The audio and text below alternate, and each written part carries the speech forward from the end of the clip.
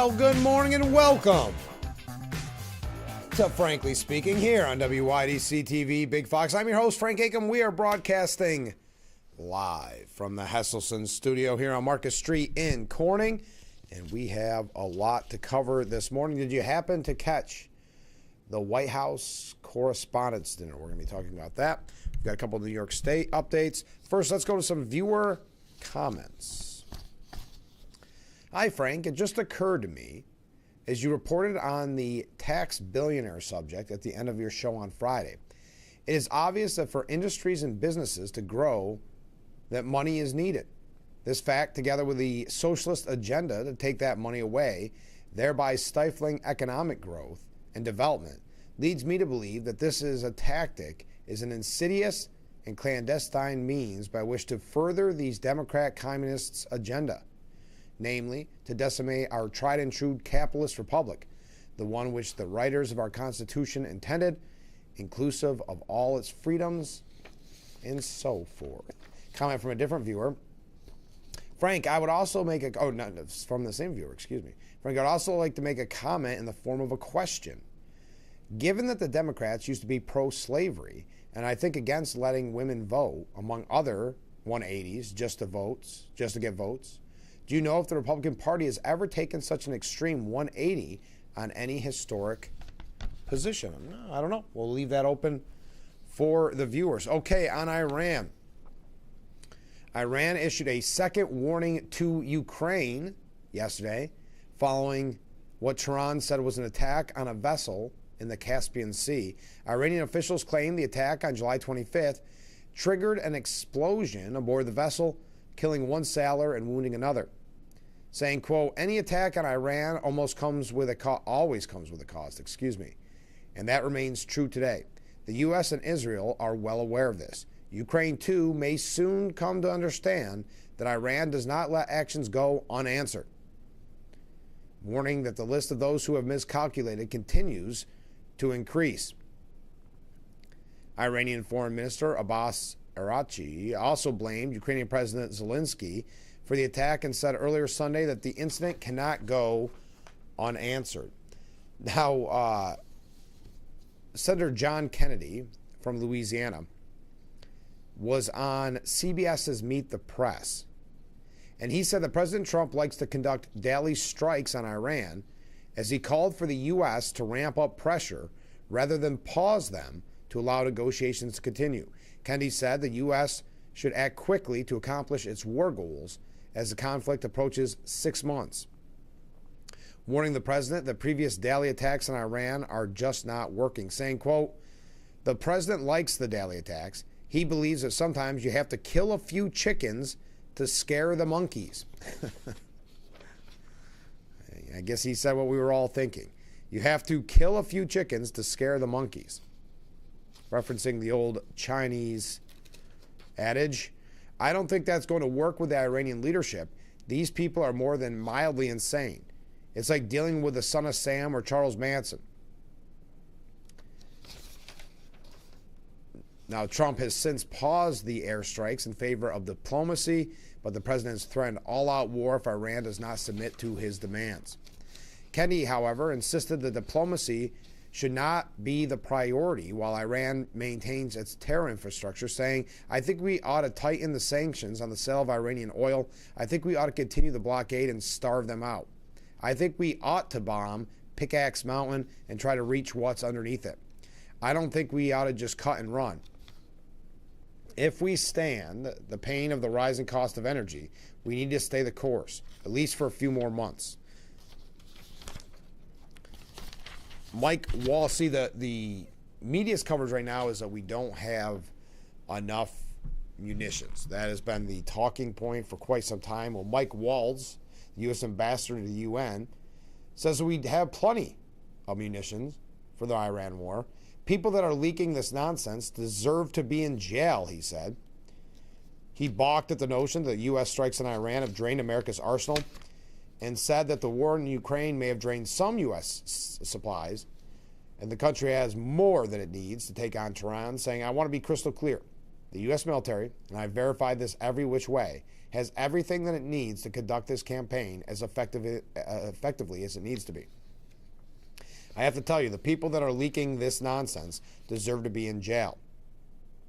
A lot of stockpiles were depleted, not only from what we gave Ukraine over the last however many years, 4 or 5, and Secretary Hegseth inherited a depleted situation from not only Ukraine, but also the ongoing war with the Houthis under the Biden administration. President Trump has repeatedly downplayed those concerns. We're going to talk about that in just a second. The president is keeping all options on the table, Wall said. What the president is doing right now, as we've seen all along, is giving the talks some space. Talks are ongoing. Wall said there is internal fighting going on within Iran that makes it hugely challenging from a diplomatic standpoint to get to some reasonable resolution. The brief pause in attacks occurred after roughly 2 weeks of resumed U.S. strikes against Iran. America re-upped its assault when the Islamic Republic made repeated attacks against vessels in the Strait of Hormuz. President Trump, speaking with the Wall Street Journal, said that the U.S. military has, quote, far more munitions than anyone in the world and far more than we need. See, this is, again, the talking point in the mainstream media, that there is a lack of munitions. And again, Wall's saying anyone who's leaking this deserves to be in jail. There has been, it's starting to increase, but quite a few leaks coming from the administration. This does not sound like a factual leak. The administration's public defense of its military readiness follows reports that Trump postponed a planned expansion of the U.S. air campaign after meeting Friday with senior advisors amid a broader debate over the costs and risks of escalating the conflict while the diplomatic efforts continue. According to the Wall Street Journal, U.S. military planners had prepared an expanded campaign that could have lasted up to 2 weeks before Trump opted to allow diplomacy additional time. The newspaper reported that Chairman of the Joint Chiefs of Staff, General Dan Kane, Elmira native, informed senior officials about declining inventories of Patriot and other air defense interceptors, while assessing that lower stockpiles would increase operational risk but would not prevent renewed military operations if Trump ordered them. Separate reporting by Axios on Sunday said U.S. Central Command Commander Admiral Brad Cooper recommended ending the current bombing campaign around the Strait of Hormuz unless the United States intends to transition into a broader military operation, concluding that the existing campaign had largely achieved its objective and that most designated targets associated with those strikes had already been exhausted. Axios also reported that Cooper believed any renewed large-scale campaign could focus on the remaining designated military targets not struck during the U.S.-Israeli operation, while Trump's Middle East envoy Steve Witkoff and Jared Kushner continued direct and indirect negotiations with Iranian officials through regional mediators. The report added that the sides had reached an informal, quiet-for-quiet understanding under which neither side would launch new attacks as long as the current lull holds, while Oman continued efforts to broker an agreement concerning the Strait of Hormuz, though there was no guarantee Trump would ultimately accept such an arrangement. Trump has continued signaling that diplomacy remains his preferred outcome while refusing to rule out renewed military action. Before Friday's White House meeting, he told reporters, look, we're locked and loaded, we're ready to go, but we're talking to them. So maybe there will be, maybe there won't be a tipping point. In a separate interview with Axios last week, Trump said he was considering a massive attack, as you may recall. Now, Stephen Collinson, somehow the foreign policy expert at CNN, said at every fork in the road on Iran, Trump's choices get worse. Okay? President Donald Trump has arrived at yet another fork in the road on Iran, but each time he reaches such a point, his options only become more narrow and the costs of any course of action grow. The Trump administration explained Sunday that a pause in airstrikes, now in its third night after 13 straight nights of attack, was meant to create space for diplomacy, but also warned it was locked and loaded for another possible escalation. There are some signs of diplomatic activity. Iran said it hosted talks with Oman at deputy foreign minister level in recent days, but there's so far no sign the Islamic Republic will shift on its core demand, which caused the latest flare-up with the U.S., its insistence on controlling shipping through the Strait of Hormuz. Trump finds himself back in a familiar spot. He's tried to coerce Iranian concessions with intensified attacks, but this plan is not working any better now than it did after the initial round of fighting. He could increase the pressure by deploying ground troops, a move that might take advantage of the U.S. military edge, but this would risk significant U.S. casualties in an already deeply unpopular war. Nearly 5 months into a war he'd said would only take a few weeks, Trump keeps trying to create maneuvering space against Tehran, but all the strategy seems to do is leave him with less room and worse choices. All right. Chris Van Hollen, a Democrat from Maryland, said that President Trump should declare an end to the military conflict right now. Saying, and this was with Martha Raddatz on ABC's This Week, saying, well, when you're digging a hole, you just stop digging. And my view is that what we should do, there was no clear objective for this war from the beginning. And we talked about this on Friday. Clearly, making sure that Iran did not get a nuclear weapon has been the main goal and has been stated as such from the very beginning. But continuing with what Van Hollen had to say, this was a war started by President Trump and Prime Minister Benjamin Netanyahu. Prime Minister Netanyahu convinced Donald Trump that it would be quick and that we would get the regime change. And what we've gotten instead is an even more militant Iranian regime, and the Strait of Hormuz, of course, is still closed now when it was open the day before the war. So my view is just end it right now, and I will not vote for one more penny for this senseless war. I think the Strait of Hormuz would then be reopened. I mean, there's no question that Iran would go back to status quo before the war started. I believe that.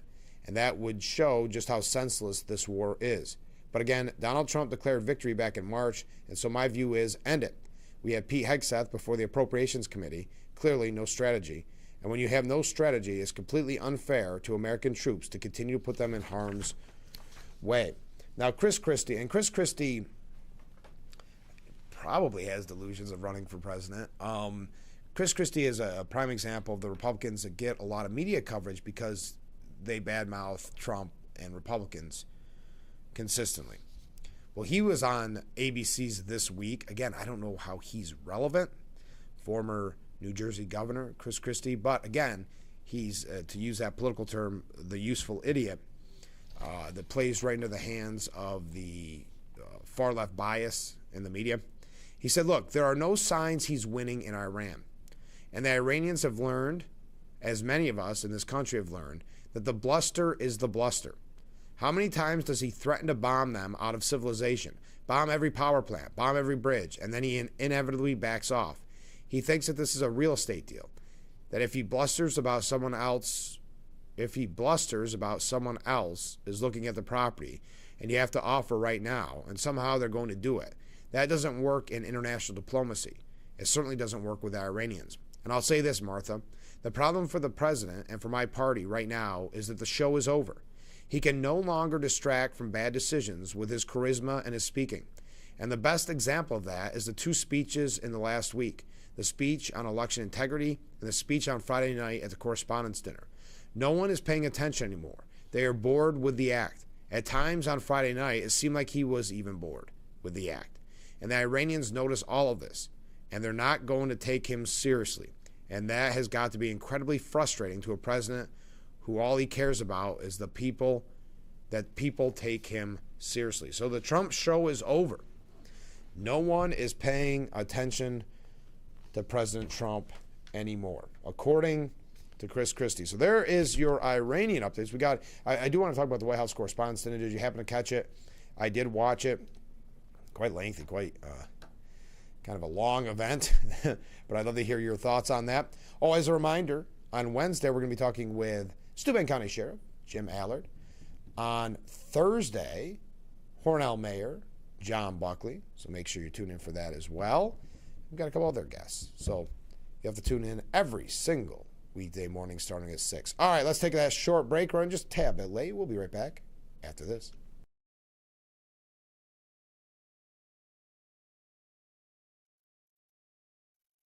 As we Take a look at our forecast here in Elmira. We do have a chance for some showers and thunderstorms possible as we go into the afternoon and evening. Temperatures are warming up into the mid 80s, and we could be seeing some decent rainfall amounts as we go throughout 7 p.m. Tuesday. Just about a half an inch, maybe a little bit more, about closer to 3/4 of an inch here for us in town. Otherwise, looking at your temperatures here for the region, upper 80s expected really pretty much everywhere overall. Showers possible Tuesday.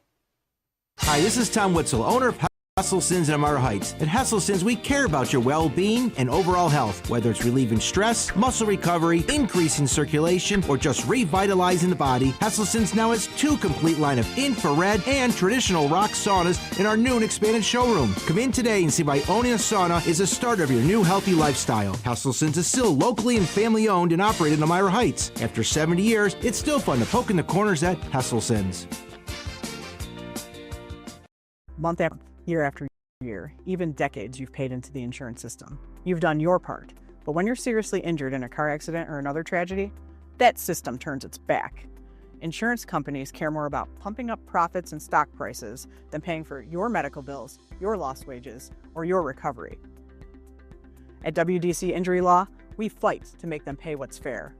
If you've been hurt in New York or Pennsylvania, call 607-500-HURT. Don't let the insurance companies win. Get 185th Chemung County Fair, 5 days of family fun, August 4th through August 8th at the Chemung County Fairgrounds in Horseheads. Experience thrilling rides, exciting games, and captivating livestock shows. Taste delicious fair food and explore local vendors. Rust and Fright Concert, August 4th. Tractor Pull, August 5th. Rodeo, August 6th. Truck Pull, August 7th. Demolition Derby, August 8th. Join us for the 185th Chemung County Fair, where tradition meets excitement. Visit Chemung.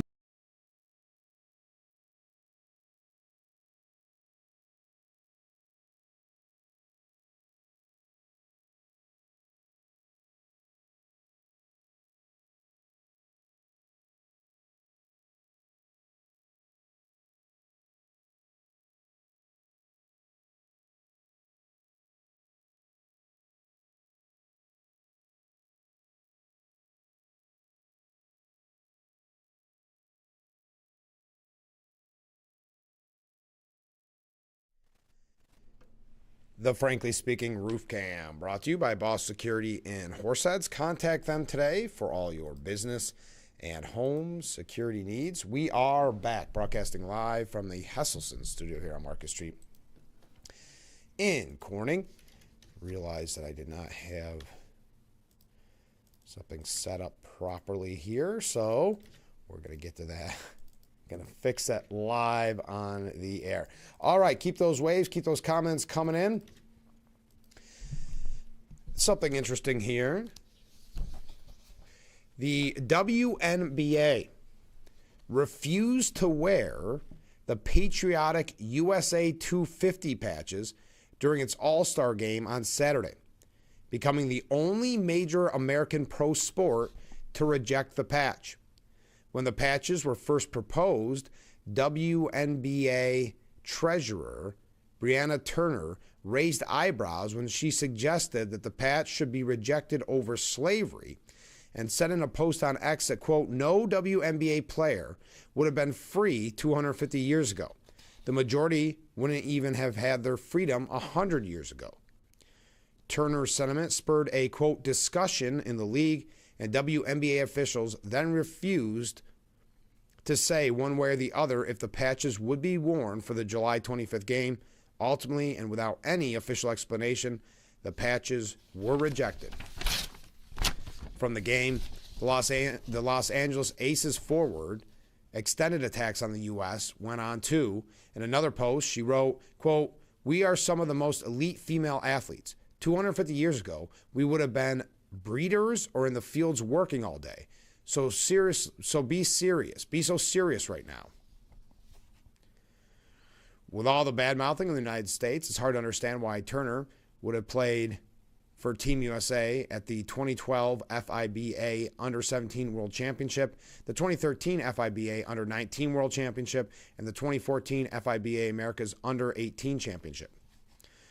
Quote, multiple professional sports or entertainment entities have worn patches or emblems to commemorate the country's 250th including at the Super Bowl, WrestleMania 42, NBA Finals, and MLB All-Star Game earlier this month, among many others, said the USA Today article.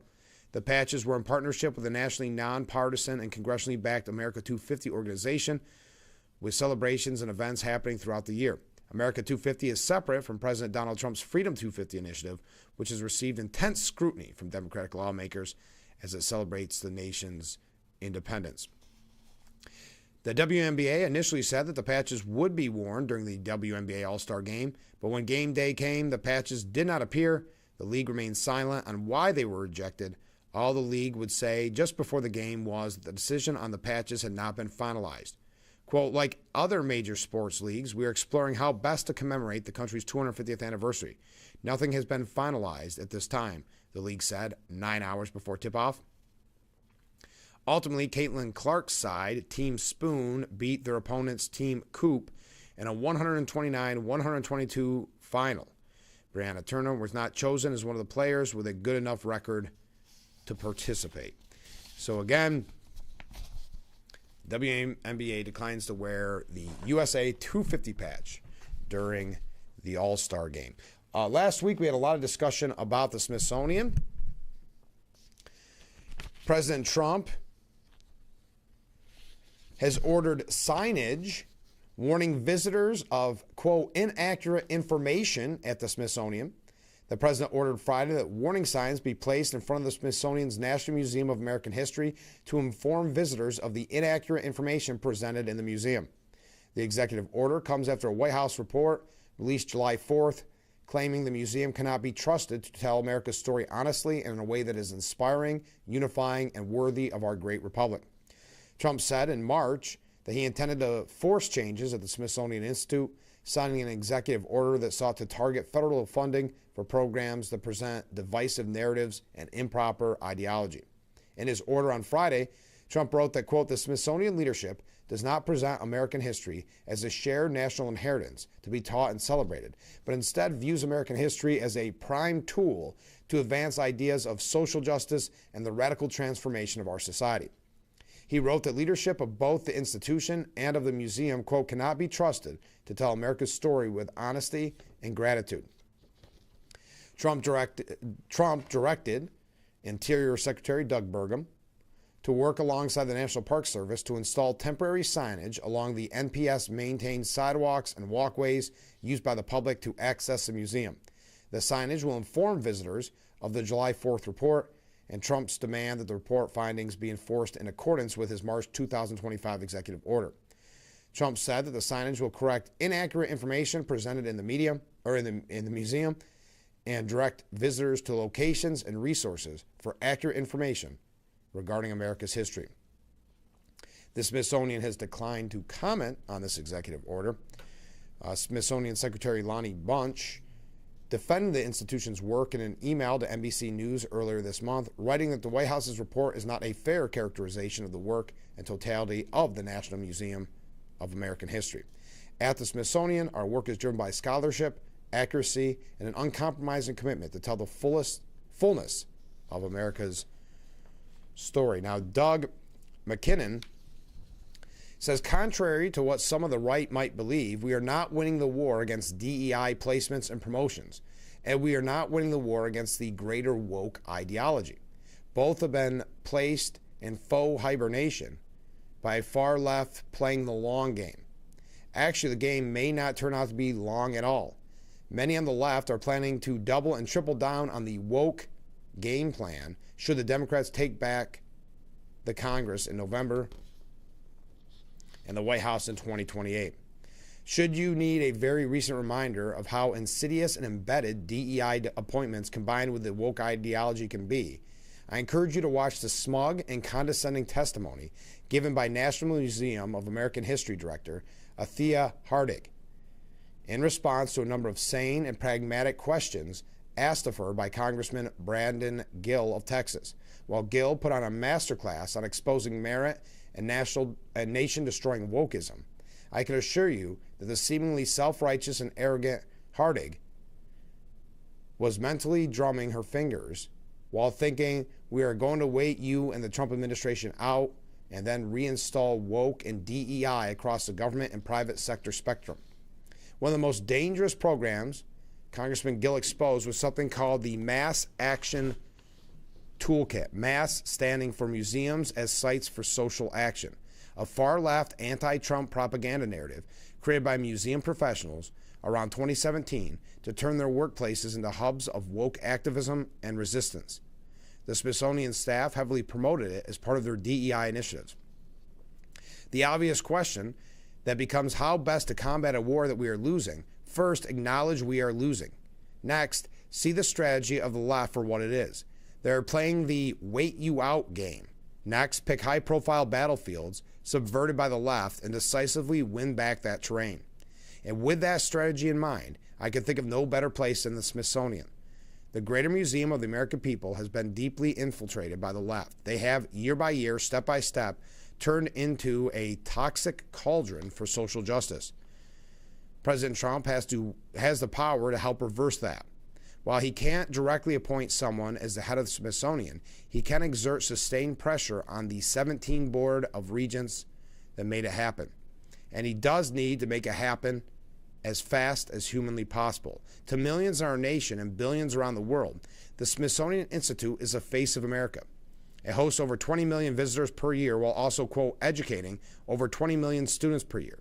It is one of our nation's most important megaphones, and no one understands that better than the woke, socialist, and Marxist subversives who have infiltrated every building and hallway within that institution.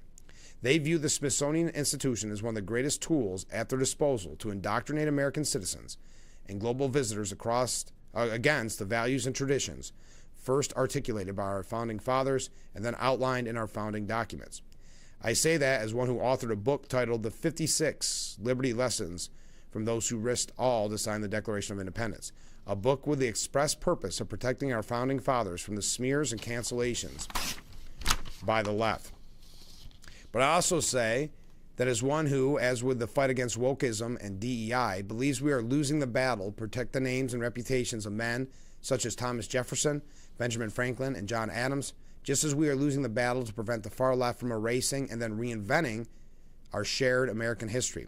The Smithsonian Institute being ground zero for the vilification of our nation and those who strongly believe in its exceptionalism.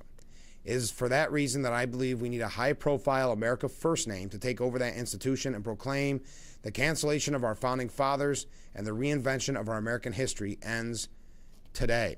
President Trump must find a new leader for the nation's attic, one who does recognize the courage, sacrifice, and genius of our founding fathers, and one who does deeply believe in our exceptionalism.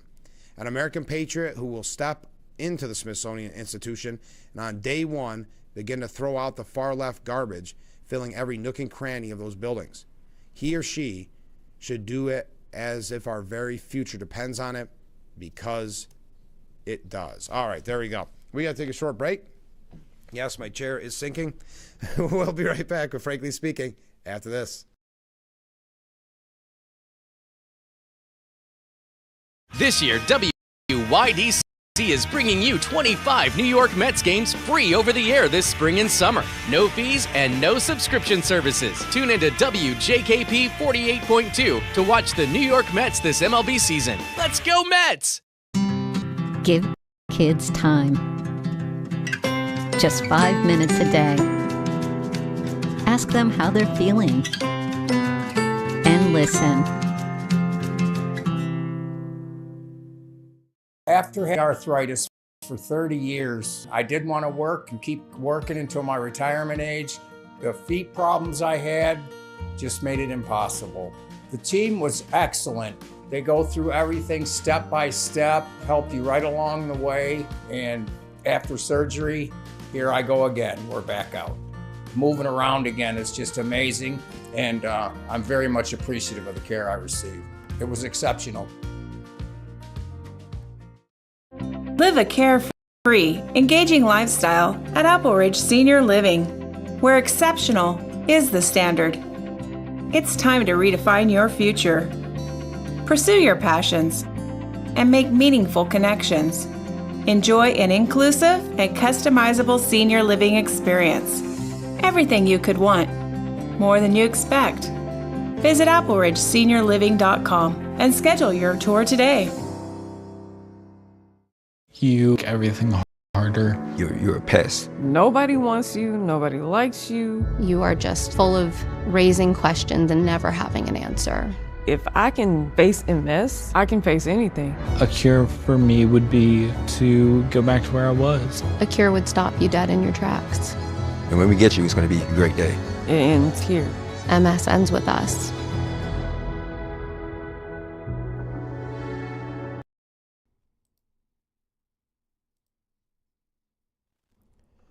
The Frankly Speaking Roof Cam, brought to you by Boss Security in Horseheads. Contact them today for all your business and home security needs. We are back, broadcasting live from the Hesselson studio here on Market Street in Corning. Comment from a viewer. The hypocrite Mamdani says that after the stabbing in New York City, that violence against Jews will not be tolerated in the 5 boroughs, following his deranged speech of the day before. So where does this communist maniac stand? Other than spending tons of taxpayer money, what is his plan for New York City?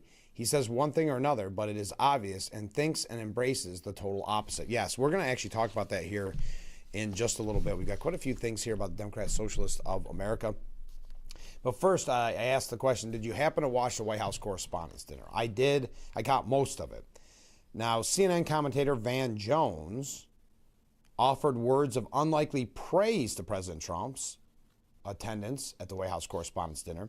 During the network's coverage of the event, anchor John Berman noted to viewers that the Journalist Awards would be handed out before Trump took to the podium to deliver a speech, a schedule change that was not in effect April 25th when the dinner was originally planned. Berman said the president was going to speak first, then the awards, so he could have left in theory if he wanted to. This time, he's going to have to sit through and watch awards being given to reporters who report on him, maybe in ways he doesn't like. One wonders how he might feel about that. Van Jones replied by pointing out that Trump should receive recognition for remaining to watch journalists who often provide coverage that disagrees with his administration, saying you really have to give President Trump credit tonight. I mean, we are saying he was going to basically do this thing and run away. He's not running away. He's going to be there, and maybe someone will have the courage to speak up against him. Maybe they won't. But he's putting himself in harm's way in that regard. After Trump's remarks at the event, in which he poked fun, heaven forbid, at members of the press, while candidly addressing his relationship with the media, Jones offered a harsh rebuke of the comments, saying, I think the worst thing you can say is that it just wasn't funny at all. It just wasn't funny. It was mean and small. But you can be mean and small and funny. This was mean, small, and not funny. And he didn't talk about any American besides himself and his enemies. There are people at home who can't figure out how to pay for gas. There are people at home who worry about their nephew who's serving overseas. There's people at home who have real problems, who would love to see somebody reflect their reality and maybe make fun of some of their enemies, some of their problems. He missed the entire opportunity to talk to these people. All right. I don't know. I mean, I guess that's what happens when you attack the media. See, the media is always really focused on themselves. All they care about is themselves. They want you to think that they have the most difficult job in the world. So this is an example of how dare you go after the media. CNN saying similar, outside of what Van Jones is saying, Trump bombed at the White House Correspondents' Dinner and proved its point. Even the president's jokes about his bad jokes fell flat, and he was widely ridiculed for the comedy routine afterwards. Members of the media mocked the leader's dismal performance on live TV and all across the internet. In some other countries, that's a criminal offense, but in the U.S., it's the norm. So maybe Trump's speech unwittingly underscored the theme of the dinner, America's robust First Amendment protections. Oh, my gosh. See, this is what I mean about them being so full of themselves. This is what happens. So when you mock the media, they're going to turn on you. They've turned on President Trump from the beginning. We know that. I don't think it was a dismal performance, but in a rambling hour-long speech, Trump insulted journalists by name, repurposed old nicknames for political opponents, made a strange number of fat jokes that weren't funny at all, and sounded mad at his unnamed writers for giving him weak material to work with. Quote, does anyone understand this stuff? He said at one point, and the answer was generally No. Some of Trump's remarks were vicious, as Press Secretary Carolyn Leavitt promised, but more than anything, the speech was just boring. And boring is one thing Trump never, ever wants to be. He claimed to be single-handedly keeping the news business afloat, commenting, quote, "When I'm gone, you're all going to be broke." He's right. Nobody gives a darn, we'll say, about anybody else, he said, and proceeded to count how many stories on the New York Times front page are about him. Attendees were mostly silent while Trump delivered lines better suited to a MAGA rally than a black-tie dinner. They weren't going to like his speech no matter what. They could have easily had this article at CNN written ahead of time. Trump's low energy led more than one TV executive to muse that the president had stumbled upon a new technique against the media. Tank the ratings with a snooze fest. Some attendees said they were surprised that Trump didn't bring more original material, given how highly anticipated the dinner was, in part because his attendance ended his years-long boycott of the White House Correspondents Association annual fundraiser. Again, I know it highly anticipated. Was it? Maybe in the media world. I didn't actually know what was happening. I watched it Saturday morning after it popped up on, I think, my Facebook feed. Friday's dinner was a small-scale redo of the April 26th affair that was postponed after a gunman tried to rush into the ballroom. The do-over dinner was held across town at the Waldorf Astoria, a building Trump once operated as his namesake D.C. hotel and an unofficial clubhouse for his first administration.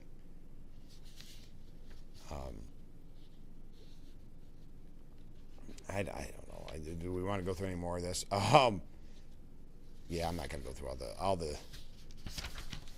all the comments that they have, but the New York Times journalist calls on reporters to rethink the White House Correspondents' Dinner after Trump dares to clap back, after he dares to attack them. The New York Times chief White House correspondent is urging the White House Correspondents Association to rethink its annual dinner after President Trump dared to follow tradition and roast the press. During the ritzy do-over, the Backpatting Association doled out awards to reporters for stories fiercely critical of Trump, including his past association with Jeffrey Epstein. Trump shook the hands of the journalists who worked on those scathing stories on him and sat through criticism of his lawsuits against media outlets.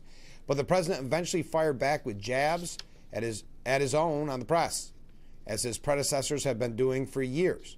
The Times' top White House correspondent, Peter Baker, apparently did not approve of what went down, saying, had been a member of the White House Correspondents Association almost continuously since the 1990s.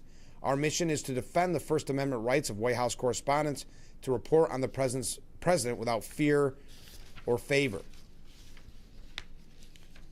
If journalists won't stand up for it, hard to ask anyone else to. Throughout the president's second, get all that. So maybe rethinking it. To be clear, this is not a new position. The New York Times decided nearly 20 years ago, long before Trump, that we would stop attending, which was our policy under Obama and Biden. The exception was for reporters if they won a prize to be awarded. Last night validated that decision. This is what happens when you criticize, and the media is so full of themselves. We're going to talk a little bit more about that when we return. I realize I'm running late again. Stay with us. We'll be right back with Frankly Speaking after this.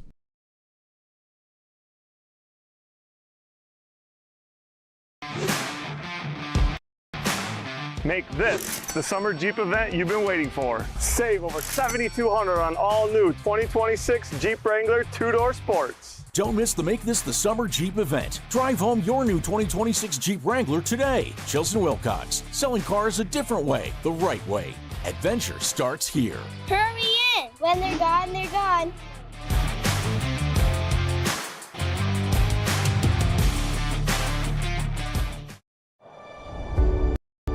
We are the keepers of the wild.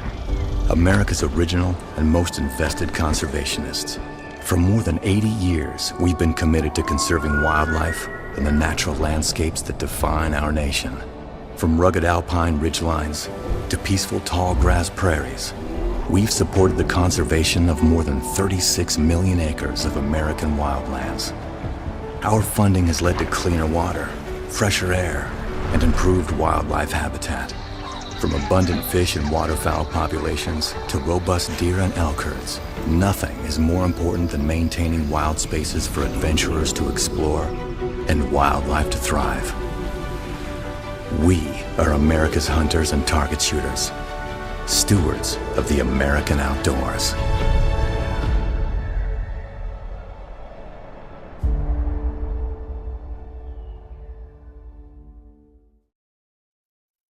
As we take a look at our forecast here in Elmira, we do have a chance for some showers and thunderstorms possible as we go into the afternoon and evening. Temperatures are warming up into the mid-80s, and we could be seeing some decent rainfall amounts as we go throughout 7 p.m. Tuesday. Just about a half an inch, maybe a little bit more, about closer to 3/4 of an inch here for us in town. Otherwise, looking at your temperatures here for the region, upper 80s expected really pretty much everywhere overall. Showers.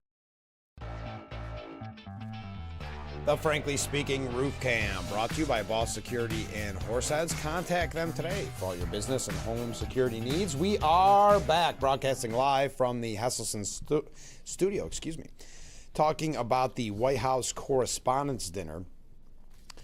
Michael Goodwin at the Post said the president came, he saw, he joked, he insulted, and talked too long. And yet Donald Trump's presence was the major reason why the White House Correspondents' Dinner was such a smashing success. A makeup event for the dinner in April that was cut short by the would-be assassin's attempt to kill Trump and members of his cabinet.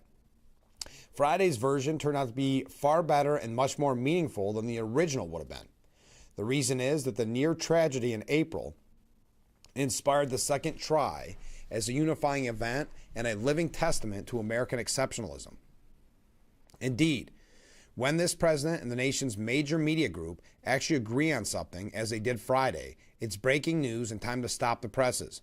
Most of the credit goes to Trump, who heartily saluted the undaunted courage of the Secret Service agents and D.C. police who stopped the shooter on that near-tragic night.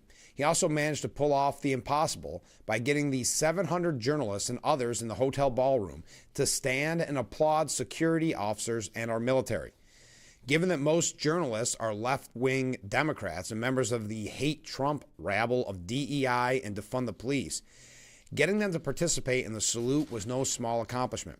The president was also gracious in staying to the very end and personally congratulating journalists who won awards for stories that in most cases were highly critical of him and his policies. He was such a good sport that after shaking hands with Wall Street Journal reporters he had sued over the article about his relationship with Jeffrey Epstein, the president showed a half smile, threw up his arms in apparent exasperation, and shook his head as if to say, "What the heck am I doing here?" Given that he had boycotted the annual event in his first term, as well as last year, some second guessing was inevitable. But he nonetheless seemed to enjoy himself for the most part and offer more than a few zingers when it was his turn to talk. The place is really the largest group of Trump derangement syndrome people ever put together at one time, he declared. That one drew some knowing laughs, but others, such as personal insults of specific journalists, were met with stony silence. So too were his well-worn swipes at Democrat Senators Adam Schiff and Elizabeth Warren, proving they are better suited for his campaign rallies. At one point, when a line in his staff-prepared speech got the silent treatment, Trump interjected, "That was the only thing I thought was good in this whole blanking speech, stupid speech that they wrote. That was the one good one, and that went down with not exactly great laughter." Credit for the success of the evening also goes to Wei Zhang, a Washington reporter for CBS and president of the Correspondents Association. In the spirit of America's 250th birthday, she aimed to turn the event into a celebration of the First Amendment and the journalists who defend it. She added a personal dimension with a moving story about her family's arrival from China, where she was born, and how they were graciously welcomed into West Virginia coal country, where some customers at their restaurant paid with deer meat. She said her life and career, where she gets to ask the president questions in the Oval Office, are possible only in America, and demonstrates how extraordinary our nation is. Unfortunately, that fundamental truth is so much eyewash to a group of disgruntled journalists who did their best to sabotage the event. Some 500 of them signed a nasty statement calling it hypocritical to celebrate the First Amendment in front of the man who relentlessly attacks it. The statement went on to urge the association to use the program televised by C-SPAN to condemn the administration's actions from the podium and pledge to fight all attempts to undermine this core pillar of a functioning democracy. Zhang rejected the pressure in no uncertain terms, saying the dinner was part of an effort to normalize relations between the Trump administration and journalists and find compromise by working together. We are not political, and obviously we stand against any action that are meant to intimidate and threaten and chill free speech, and we have to make that very clear. But again, I don't think issuing strongly worded statements is effective. Had she been so inclined, she might have extended her criticism to note that some of the prominent outside critics were instrumental in creating a media industry that has lost the trust of most Americans. We've talked about this, that they've lost all credibility. Among them was Dan Rathers, who was booted from CBS for using forged documents in a September surprise effort to help try to defeat President George W. Bush in the 2004 campaign. Another signee was Jim Acosta, a former CNN anchor who beclowned himself with nearly daily disputes with Trump and White House aides in the president's first term. Acosta's antics made him such a liability to CNN that he quit rather than accept a network demotion to the graveyard shift. The damage caused by Rather, Acosta, and many other Democrat activists with press passes is inescapable. One result is a Gallup survey finding that confidence in the media, get this, has reached a new low. Just 28% of respondents say that they have a great deal or fair amount of trust in newspapers, television, and radio to report the news fully, accurately, and fairly. The numbers, although they are part of a longer trend, mark a rapid decline from just 5 years ago, when 40% of adults express confidence and trust. But you've got to look, and I know I talk about this a lot, but 4 years of covering up Joe Biden's mental health, mental acuity, and then we see the laser-like magnifying glass on President Trump. There are numerous reasons, says Michael Goodwin, for the pattern, including social media, but partisan bias is obviously a huge factor. Just as most major news organizations jumped on the Democrat bandwagon that Trump was a Russian asset in 2016, they also saw nothing wrong with Joe Biden's obvious cognitive decline until he mumbled and stumbled through his 2024 debate with Trump. One effect of the pattern is the Republicans' confidence in mass media, which Gallup says has risen above 21% in a decade, hasn't risen above 21% in a decade, has now plunged to single digits at just 8%. Independents' trust is down to 27%, a historic low, yet 51% of Democrats trust the media. The enormous gap should settle the debate about whether most media outlets are biased in favor of Democrats. They clearly are. So the only remaining question is whether the partisans are going to get back to delivering the news instead of propaganda. I think the obvious is they're going to continue with the propaganda. But we got to take a short break. Keep those waves, keep those comments coming in, and we'll be right back with Frankly Speaking after this. Firefighters responding to a fire alarm on a Wednesday found several safety violations. I'm on scene right now where the commercial fire happened yesterday. As you can see, the building is in complete ruins. They're pushing for an additional $250 million to the state budget. Free local pantry here in her front lawn and painted posts. The Vencino Group says it will cover hotel stays for residents through March 20th. With the U.S. Department of State releasing a travel caution worldwide.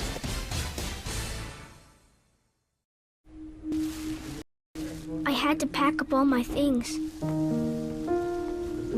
I had to leave my home. And I never knew where I was going next. It felt like I never even had a say. But then you came along. Change a child's story. There's a child in foster care waiting for a volunteer like you. Learn how you can help at nationalcasagal.org. Tide isn't just a gentle ebb and flow. It's a mighty force of change. Just like the tide shapes our shorelines, we can shape our planet's future and protect the world's oceans from its biggest threats. Help us turn the tide. Join Oceania's wave of ocean advocates who are making a difference in the world.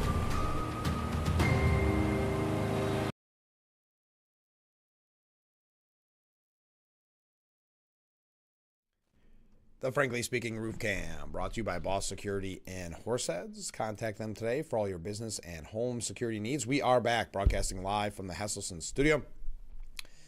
Comment from a viewer regarding the dinner. To borrow a similar joke of the Three Stooges, Trump says, "Welcome, journalists," and everyone asks, who walked in?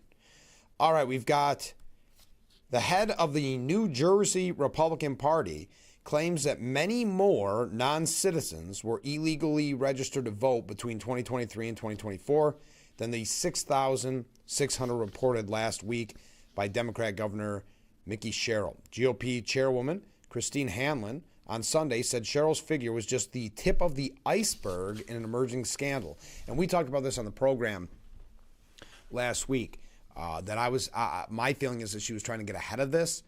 That's why she blamed the past administration, the past governor, and also blamed Trump and blamed who else? It was a whole slew of people. They're indicating it's over 6,000, but I know it's more than that, Hanlon said. So it's more to come. Sherrill admitted last week that more than 6,000 non-citizens were wrongly added to the Garden State voter rolls, and approximately 400 of them had actually cast ballots illegally in New Jersey between 2023 and 2024. The registering of non-citizens occurred under Sherrill's predecessor, former Democrat Governor Phil Murphy, though the New Jersey Commission on Motor Vehicles automatic voter enrollment program when residents apply for an ID. Through.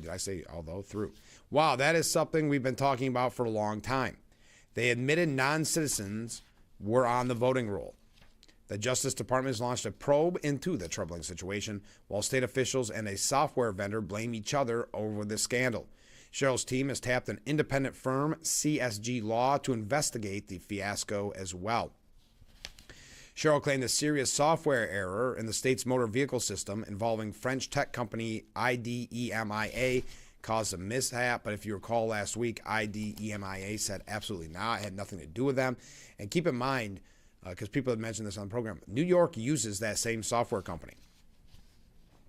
Hanlon said elections come down to a small number of votes. This type of issue cannot be dismissed or pushed aside. New Jersey has more than a dozen elections within margins of 10 votes or fewer in the past decade. Hanlon said full investigations need to happen and policy changes need to happen. The governor of New Jersey is trying to say, is this one glitch, one tiny thing, a software glitch during a short time that allowed this to happen? I know that's not the whole story. We are pushing to expose the rest of the story and really push for policy changes. It is bad policy that leads to these election integrity issues. It's the main focus for me. It's the main focus for the Republican National Committee. And for so many of our Republicans across our state and across the country, we need election integrity. All right, a little bit more on this when we return. Got to take a short break. Then we're going to wrap up hour number one. Wow, where's this morning going? We're going fast. Stay with us. We'll be right back. Get ready for the 185th Chemung County Fair. 5 days of family fun. August 4th through August 8th at the Chemung County Fairgrounds in Horseheads. Experience thrilling rides, exciting games, and captivating livestock shows. Taste delicious fair food and explore local vendors. Rust and Fright Concert August 4th. Tractor Pull August 5th. Rodeo August 6th. Truck Pull August 7th. Demolition Derby August 8th. Join us for the 185th Chemung County Fair, where tradition meets excitement. Visit ChemungCountyFair.com for tickets and details.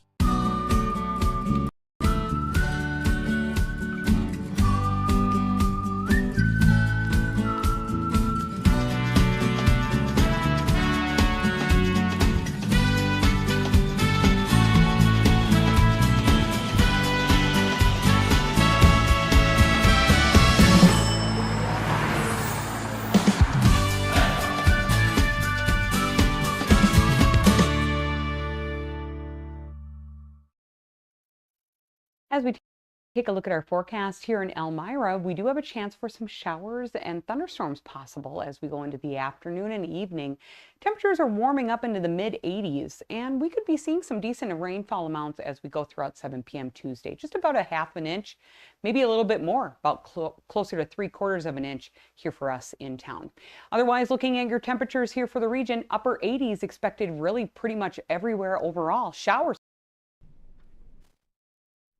Oh no, the roof cam's down. We got to restart The Roof Camel. Welcome back to Frankly Speaking as we wrap up our number one. The Post says that New Jersey's non-citizen voter scandal is proving a lot less simple than Governor Mickey Sherrill claimed. Again, she blamed the software glitch. Now, IDEMIA is by no ways a fly-by-night company. They provide TSA pre-check services and motor voter technology in dozens of states. And it was contracted to simply collect self-reported citizenship info and voter registration info and send it along to the State Division of Elections, which manages voter enrollment. In other words, it was Jersey's Democrat-run agency that screwed up, albeit under then-Governor Phil Murphy, who championed Sherrill as his successor. Note, too, that Sherrill's team learned of the mess a week before she came clean, as the feds were thundering about nearly 270,000 non-citizens they'd ID'd on voter rolls across New Jersey and 3 other states, more than 35,000 of them in the Garden State. The Justice Department gave Sherrill 5 days to hand over the names, address, and voting records of thousands of non-citizens her DOE wrongly put on the rolls. And Homeland Security Chief Markwayne Mullen is demanding records of every illegally registered person in New Jersey, Pennsylvania, California, and Nevada. All this comes as these and other blue states refuse to share their complete voter roll data with the feds. Sherrill is continuing Murphy's stonewall, insisting she wants to protect New Jerseyans' personal info and blaming President Trump for casting doubts on election security. Naturally, she doesn't know that his gripe is largely with how Democrats have undermined confidence with a long list of fraud-friendly reforms, from mass mail-in voting to legalized third-party ballot harvesting to automated voter registration, and of course, an adamant refusal to require voter ID, as the vast majority of Americans support. All of which makes it look like Mickey's scapegoating, stonewalling, and sidestepping is about trying to protect her party, not her constituents. On that note, we are 99 days until the midterms. We're going to talk a little bit about that. Then we're going to talk about the Democrat Socialists of America. We have a couple of updates on New York State issues. Mamdani, Bruce Blakeman. We'll be talking about that. We've also got, what else? We got a couple other things as well. I see some comments and some waves coming in. Hard to believe hour number one is in the books. Man, this is going quickly. Again, Sheriff Jim Allard will be our guest on Wednesday. Thursday, Hornell Mayor John Buckley will be joining us. We got a couple other guests on the docket as well. You have to stay tuned. I'll get that info for you when it's all set in stone. But don't miss a single day of the action here on Frankly Speaking. All right, let's take that break. And when we return, hour number 2 of Frankly Speaking here on WYDC TV, Big Fox. We will be right back.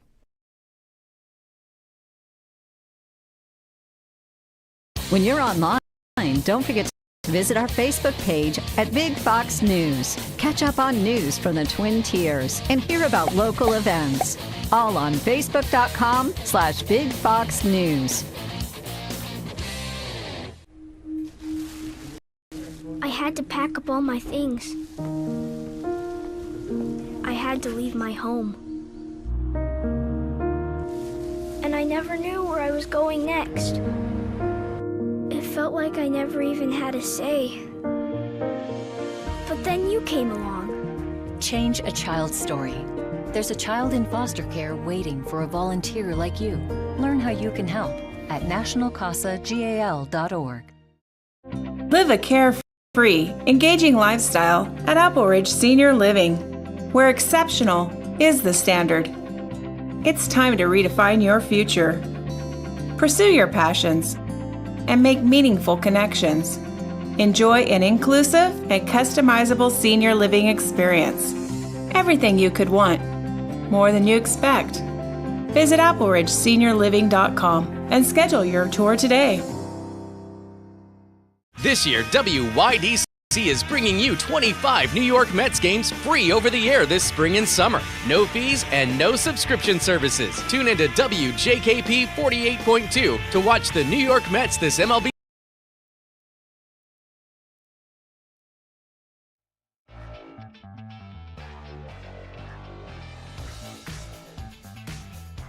And welcome to hour number 2 of Frankly Speaking here on WYDC TV Big Fox. I'm your host, Frank Agam. We are broadcasting live from the Hesselson studio here on Market Street, Corning. Let's go to some viewer comments. Mark writes in and says, good morning, Frank. Well, good morning, Mark. Trump said there was illegal voting. I guess New Jersey is just the tip of the iceberg. And now with proof, how come they can't pass the SAVE Act for voter ID only? That's a great question. A lot of people have been hypercritical, and rightfully so, I think, of John Thune not pushing that, not being able to get that through.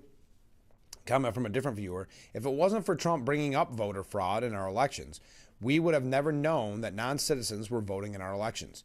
The Democrats would never let you know about this. We owe President Trump a huge thanks. Go MAGA, vote Republican. Well, speaking of that, 99 days until the midterms. Democrats are leading in the polls, but the GOP is leading in redistricting. Sunday marked 100 days, so today's 99 days, until November's midterms. The Democrats, who are leading in the polls, still have an uphill battle against the Republicans' redistricting wins and the rural bias in the Senate. See what they're trying to do here?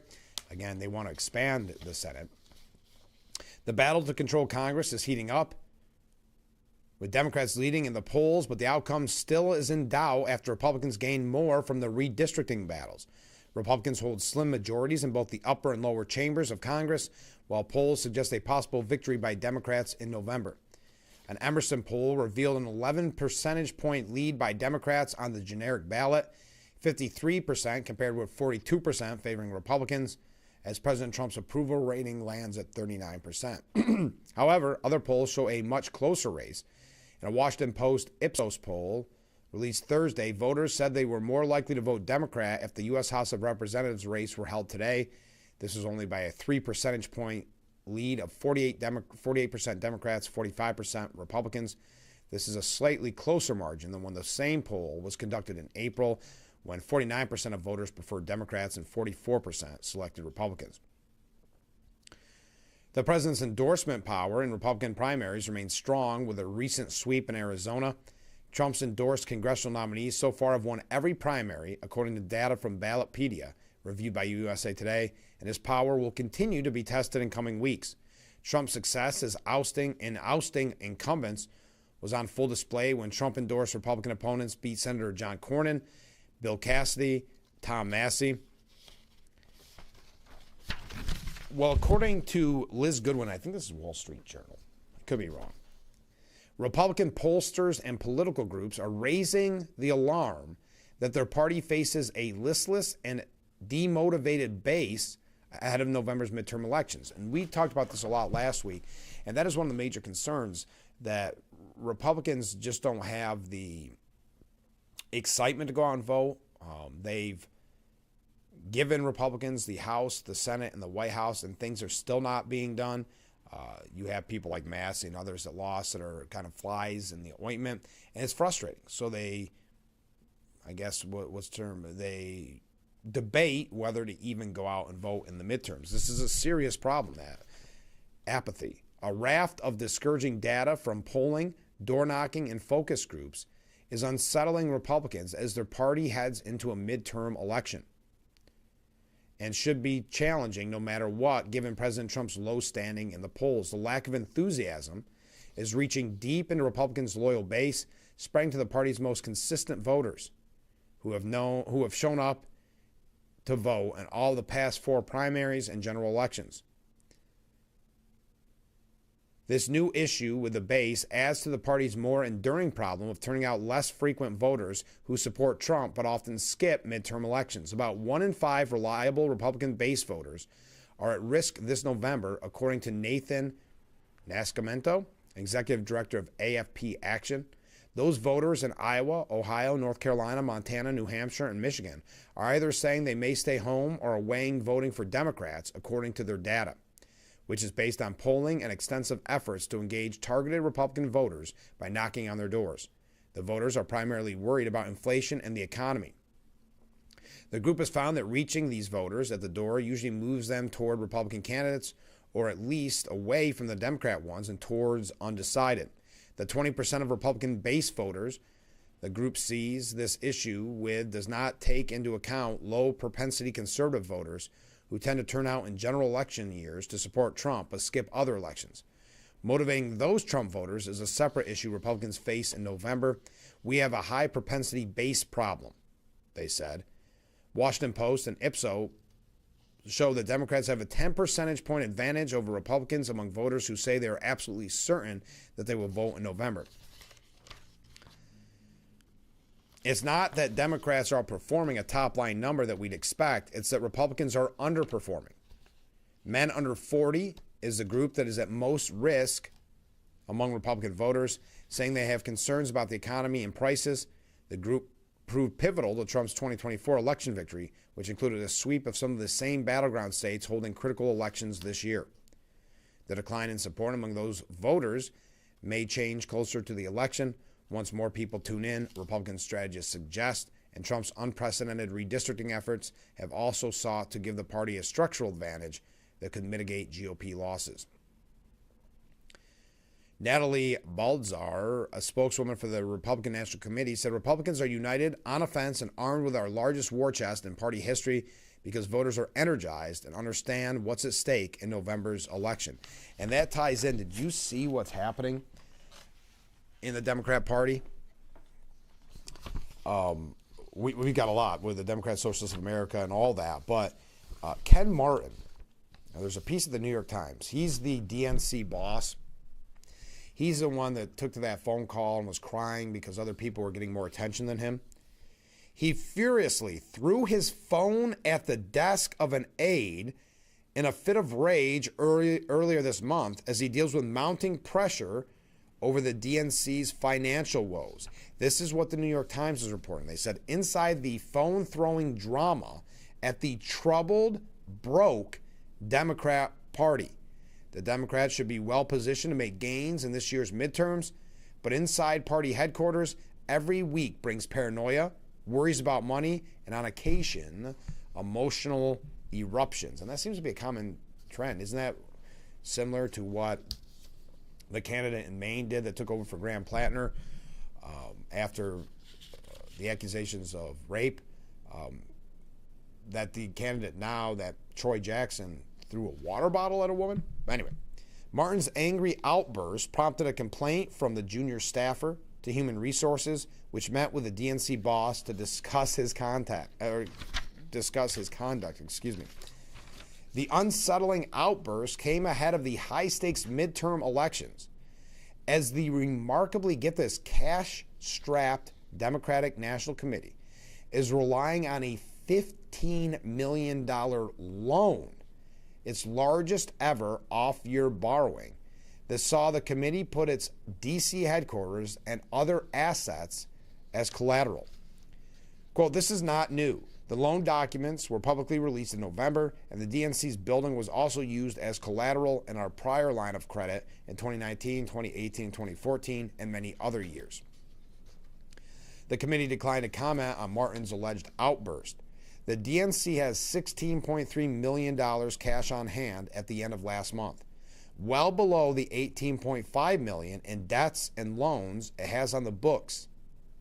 By contrast, the Republican National Committee ended June with $128.5 million cash on hand and no debt. So Republicans at $128.5 million, Democrats have $16.3 million in cash, but they owe $18.5 million. A similar trend is playing out among other officials' campaign arms of the two parties, which could be a key factor in the midterms, given the Supreme Court recently struck down rules limiting coordinated spending between the parties and the campaigns. Martin addressed the party's bleak financial situation in a recent Substack piece as he deals with jittery Democrats, saying, quote, the current DNC has raised the most money of any DNC without the White House in the 129-year history of the Democrat Party. The DNC raised from grassroots donors under $10,000 and major gift donors over $10,000, $154.8 million through June of 2026, compared with $95.2 million over the comparable 18-month period in 2017-2018. Amid the DNC's financial woes, Democrats have requested that vendors refrain from billing them until after the midterm cycle concludes. Quote, this is nothing more than standard negotiations with vendors over contracts and payment processes, DNC Executive Director Roger Liu said. Martin's leadership of the DNC has been plagued by a series of controversies. He was elected to a 4-year term in February of 2025 at a time when Democrats were dealing with widespread disillusionment within the party.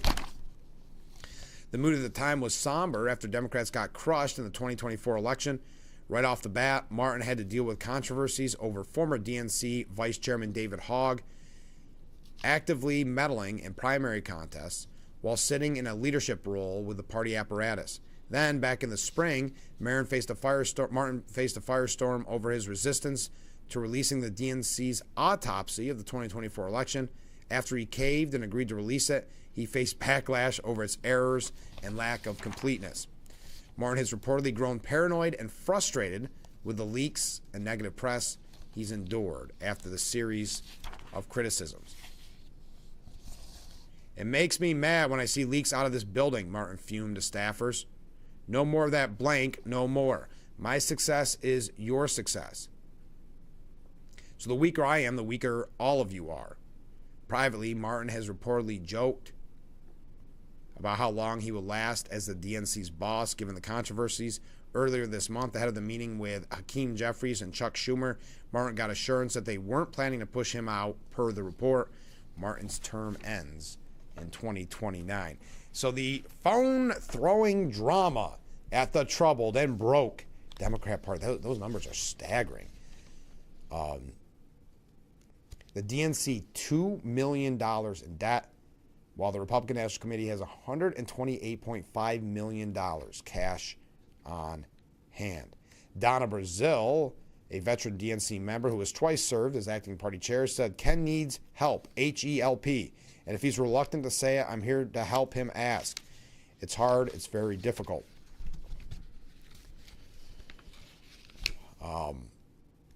So there you are. Paranoia. Anger. Now, John Fetterman, a Democrat, admitted that he is being, let me try that again. John Fetterman, Democrat senator from Pennsylvania, admitted being perplexed about his wild popularity among Republican voters. Fetterman again acknowledged that he's been isolated within the Democrat Party at times due to his staunch defense of Israel and willingness to punch the far left, saying, quote, I go everywhere. I do most of a lot of the shopping, and people approach me, and it's almost uniformly very positive. I can't fully understand. I've been polling why I'm so popular with Republicans. I don't really understand that, but I'm always going to treat both sides with respect. The Keystone State Democrat stressed that he refuses to use hot rhetoric to describe Republicans and won't call them fascists or Nazis, contending that it's best to disagree in a respectful way. Fetterman has a 77% approval rating among Republicans in Pennsylvania and a 69% disapproval rating among Democrats, according to Quinnipiac. Some Republicans, such as Senate Majority Leader John Thune, have made overtures to Fetterman and tried to recruit him, but Fetterman has repeatedly rejected that, with a caveat that the one issue that could get him the return is if Democrats become ardently anti-Israel, which I would argue they already are. I know that's his argument, that that's what would make him switch. I would say the party's stance is anti-Israel. Laura Trump told Fetterman that the Republican Party would love to have him switch sides, but the senator rejected it, saying, my whole family is Republican and I think they love me, noting his dad watches him on the shows. My criticism is directed at the extreme, in my view, indefensible views of things. People that are winning the primaries, they're almost always anti-Israel and then anti-American, and they've been forced to delete all the outlandish things that they've said. There is also a double standard. People, whether it's Bernie Sanders or other people, are allowed to criticize Democrats, but when I call out the extreme, I get the criticism. Like, why are you going on Fox? I'll have a conversation with anyone that's going to play it straight as you and Fox has. All right, on that note, we got some more things about the Democrat Party. Speaking of Bernie Sanders, we're going to talk about him in just a moment. Stay with us. We'll be right back with Frankly Speaking after this.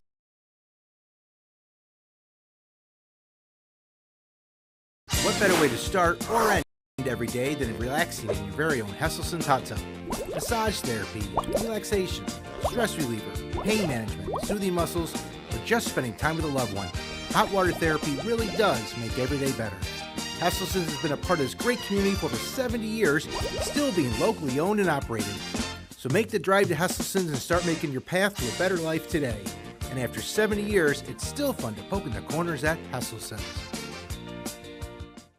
More cars, lower prices. Simmons Rockwell. Whether you're in the market for new, used, or certified pre-owned, Simmons Rockwell locations across the Twin Tiers have more of what you're looking for with our best price right on the windshield. Make car buying simple when you drive your deal at a Simmons Rockwell location near you, where you'll always find more cars at lower prices. Big day of smooth jazz awaits you at the Ferrario Elmira Jazz Festival. Join us at Thorne Street Park Saturday, August 15th for chart-topping jazz keyboardist Brian Simpson and soprano saxophonist Marion Meadows with local favorite Top Shelf. Celebrate with us. Tickets only $42. It's one big day. Buy tickets at ElmiraJazzFestival.com. Brian, Marion, and Top Shelf. One big day. It's more than music! As we take a look at our forecast here in Elmira, we do have a chance for some showers and thunderstorms possible as we go into the afternoon and evening. Temperatures are warming up into the mid-80s, and we could be seeing some decent rainfall amounts as we go throughout 7 p.m. Tuesday. Just about a half an inch, maybe a little bit more, about closer to 3/4 of an inch here for us in town. Otherwise, looking at your temperatures here for the region, upper 80s expected really pretty much everywhere overall.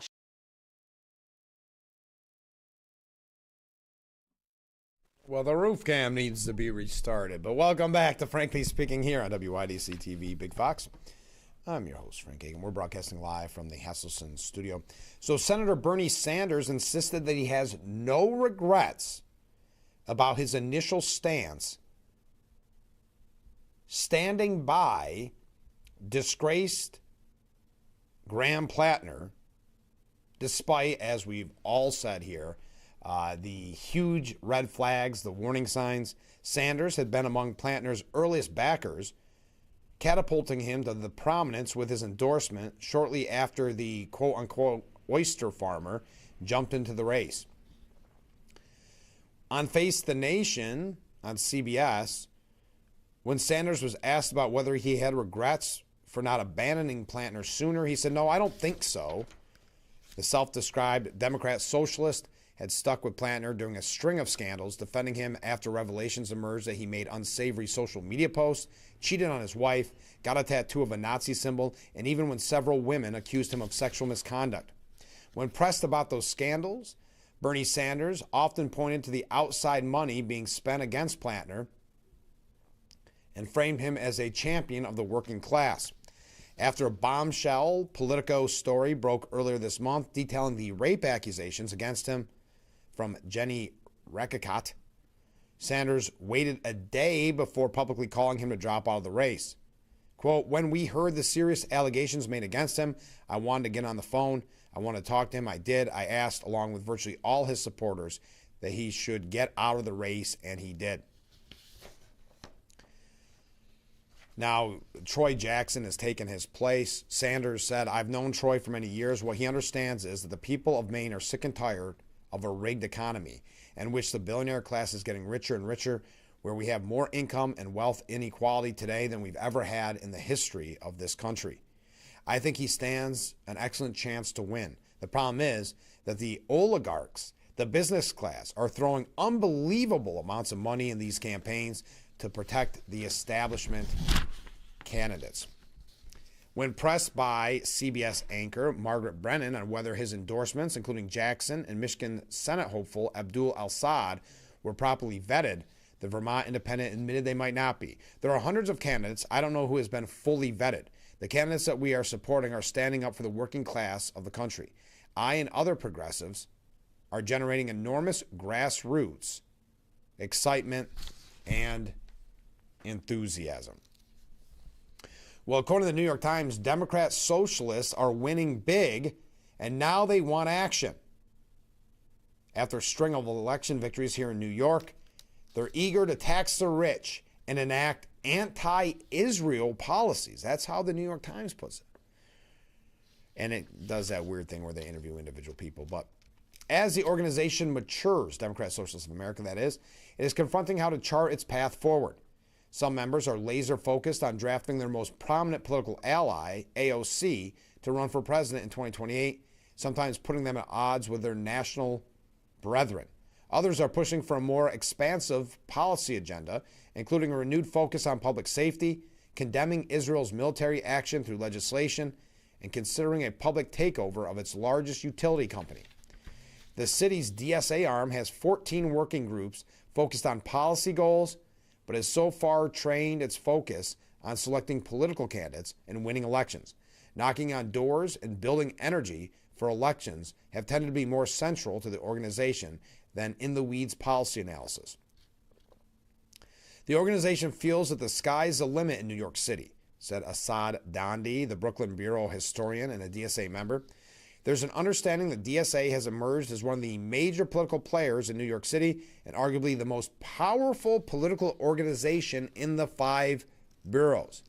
Members of the DSA will be making a renewed push to pass the Not on Our Dime bill, which would strip New York nonprofits of their tax-exempt status if their funds are used to support Israel settlement activity.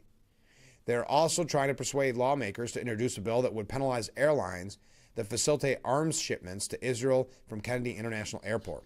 The chapter has also talked about increasing its focus on climate and energy, issues that can be difficult to mobilize voters around, though they have felt more urgent in a summer of heat waves and wildfires.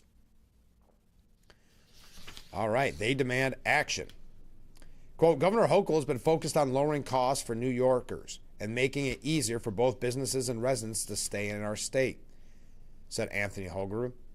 She does not believe in raising taxes for the sake of raising taxes and has only considered new revenue raisers when absolutely needed to solve real problems. The governor makes decisions based on what's best for New Yorkers, and no amount of political pressure can change that. That's her statement in regards to the far left turning on her. But again, because she endorsed Mamdani so early, she lucked out and didn't get a far left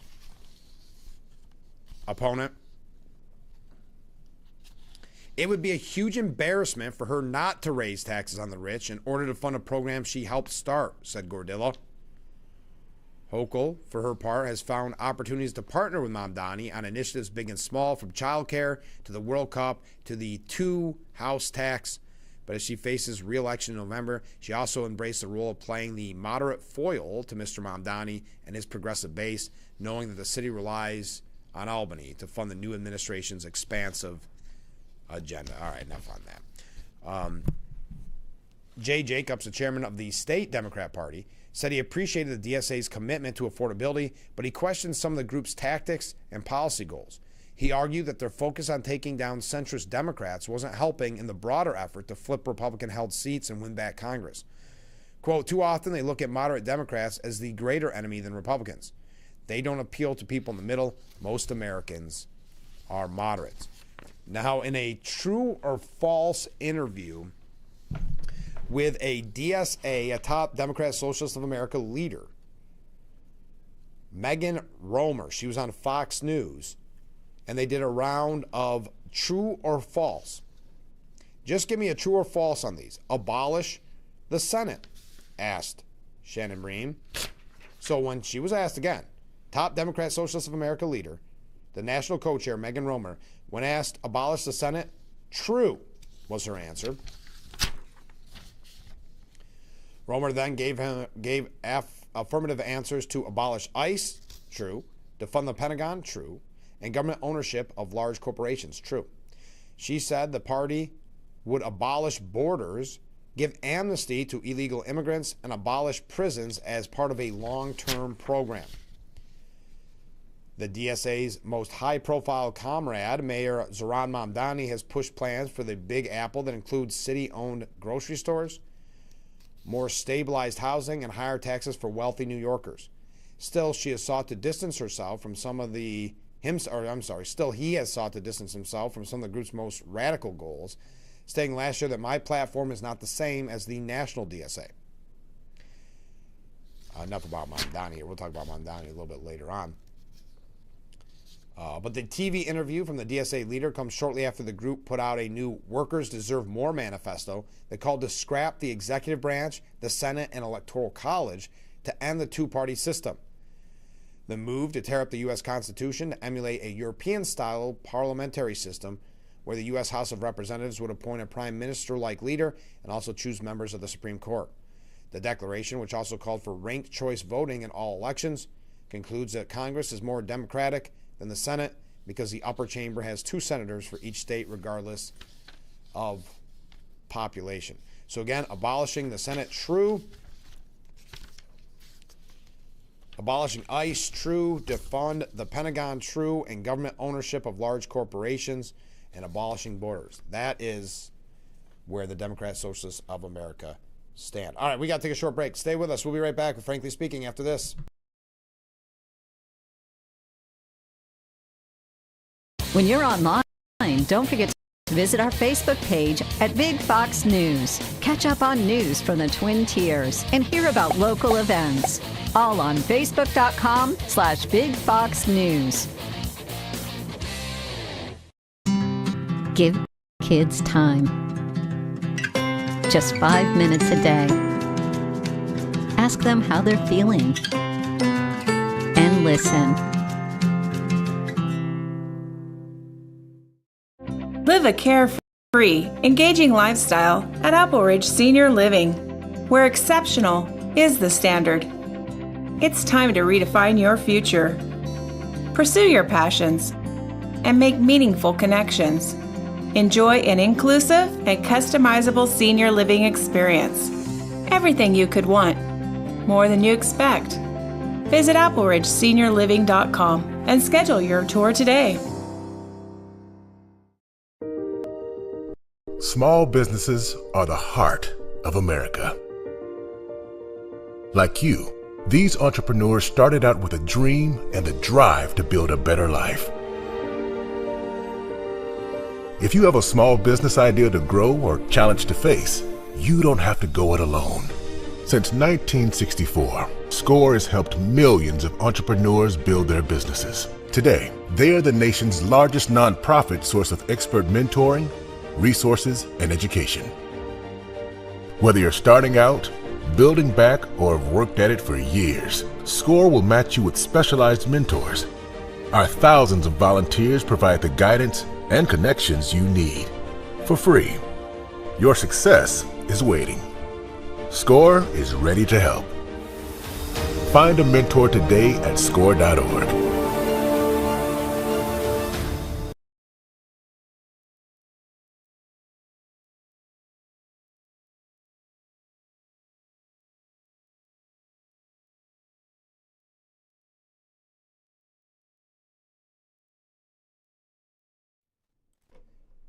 And we are back, broadcasting live from the Hesselson studio here on Market Street in Corning. Comment from Ken. Did you see that the people involved in organizing the yearly 9/11 Remembrance Ceremony have asked Mom Donnie to not attend? This will be the one non-Muslim event that he will make sure he attends. But his attendance won't be a remembrance. For him and his wife, it will be a celebration. Yes, there was actually... where was it here? Yeah, families of 9/11 victims want to ban Mom Donnie from the sacred 25th anniversary ceremony at Ground Zero.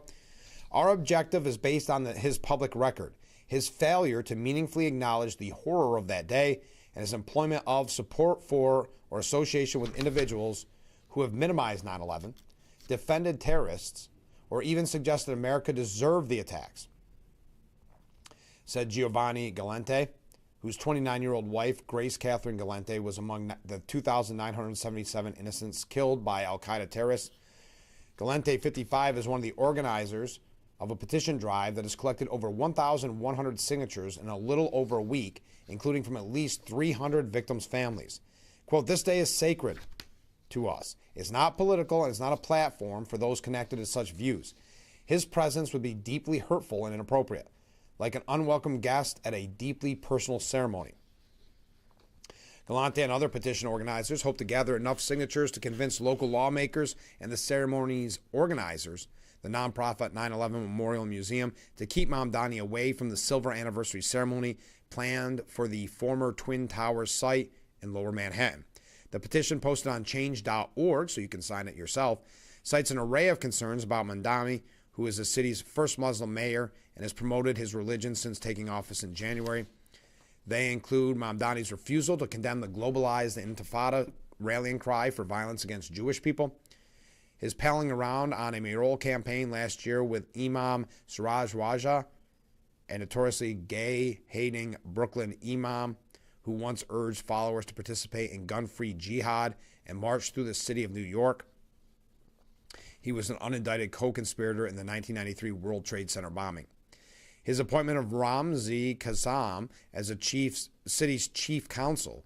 Qassam has defended Ahmed al-Darabi, an al-Qaeda terrorist who pleaded guilty in a 2002 plot to bomb a French oil tanker, and Mohammed Khalil, the radical lead organizer of the 2024 anti-Israel Tentifada at Columbia University.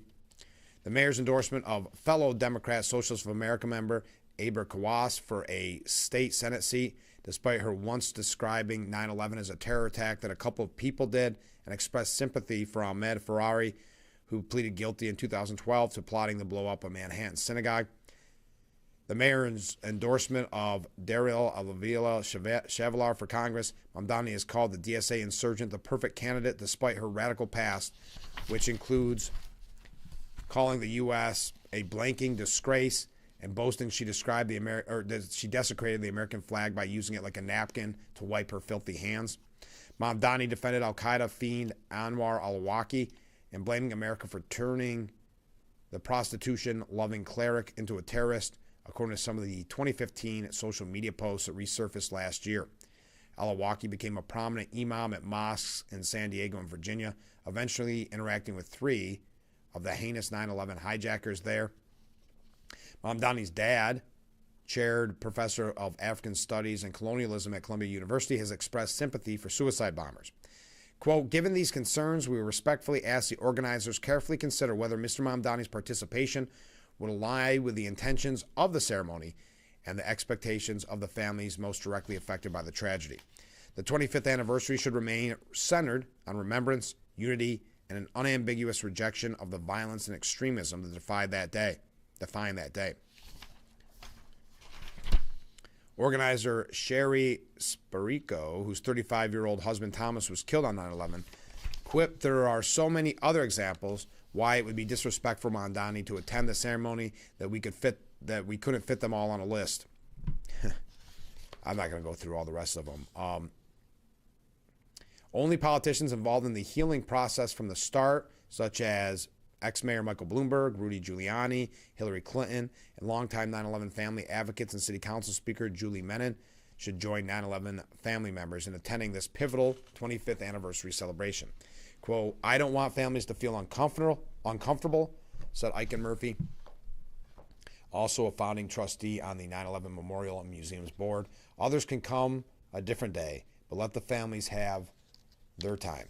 When asked about the petition drive, Julie Wood, a spokesperson for the 9/11 Memorial Museum, said the nonprofit has intentionally worked to keep the commemoration free of politics because remembering those we lost on 9/11 should never be a partisan issue.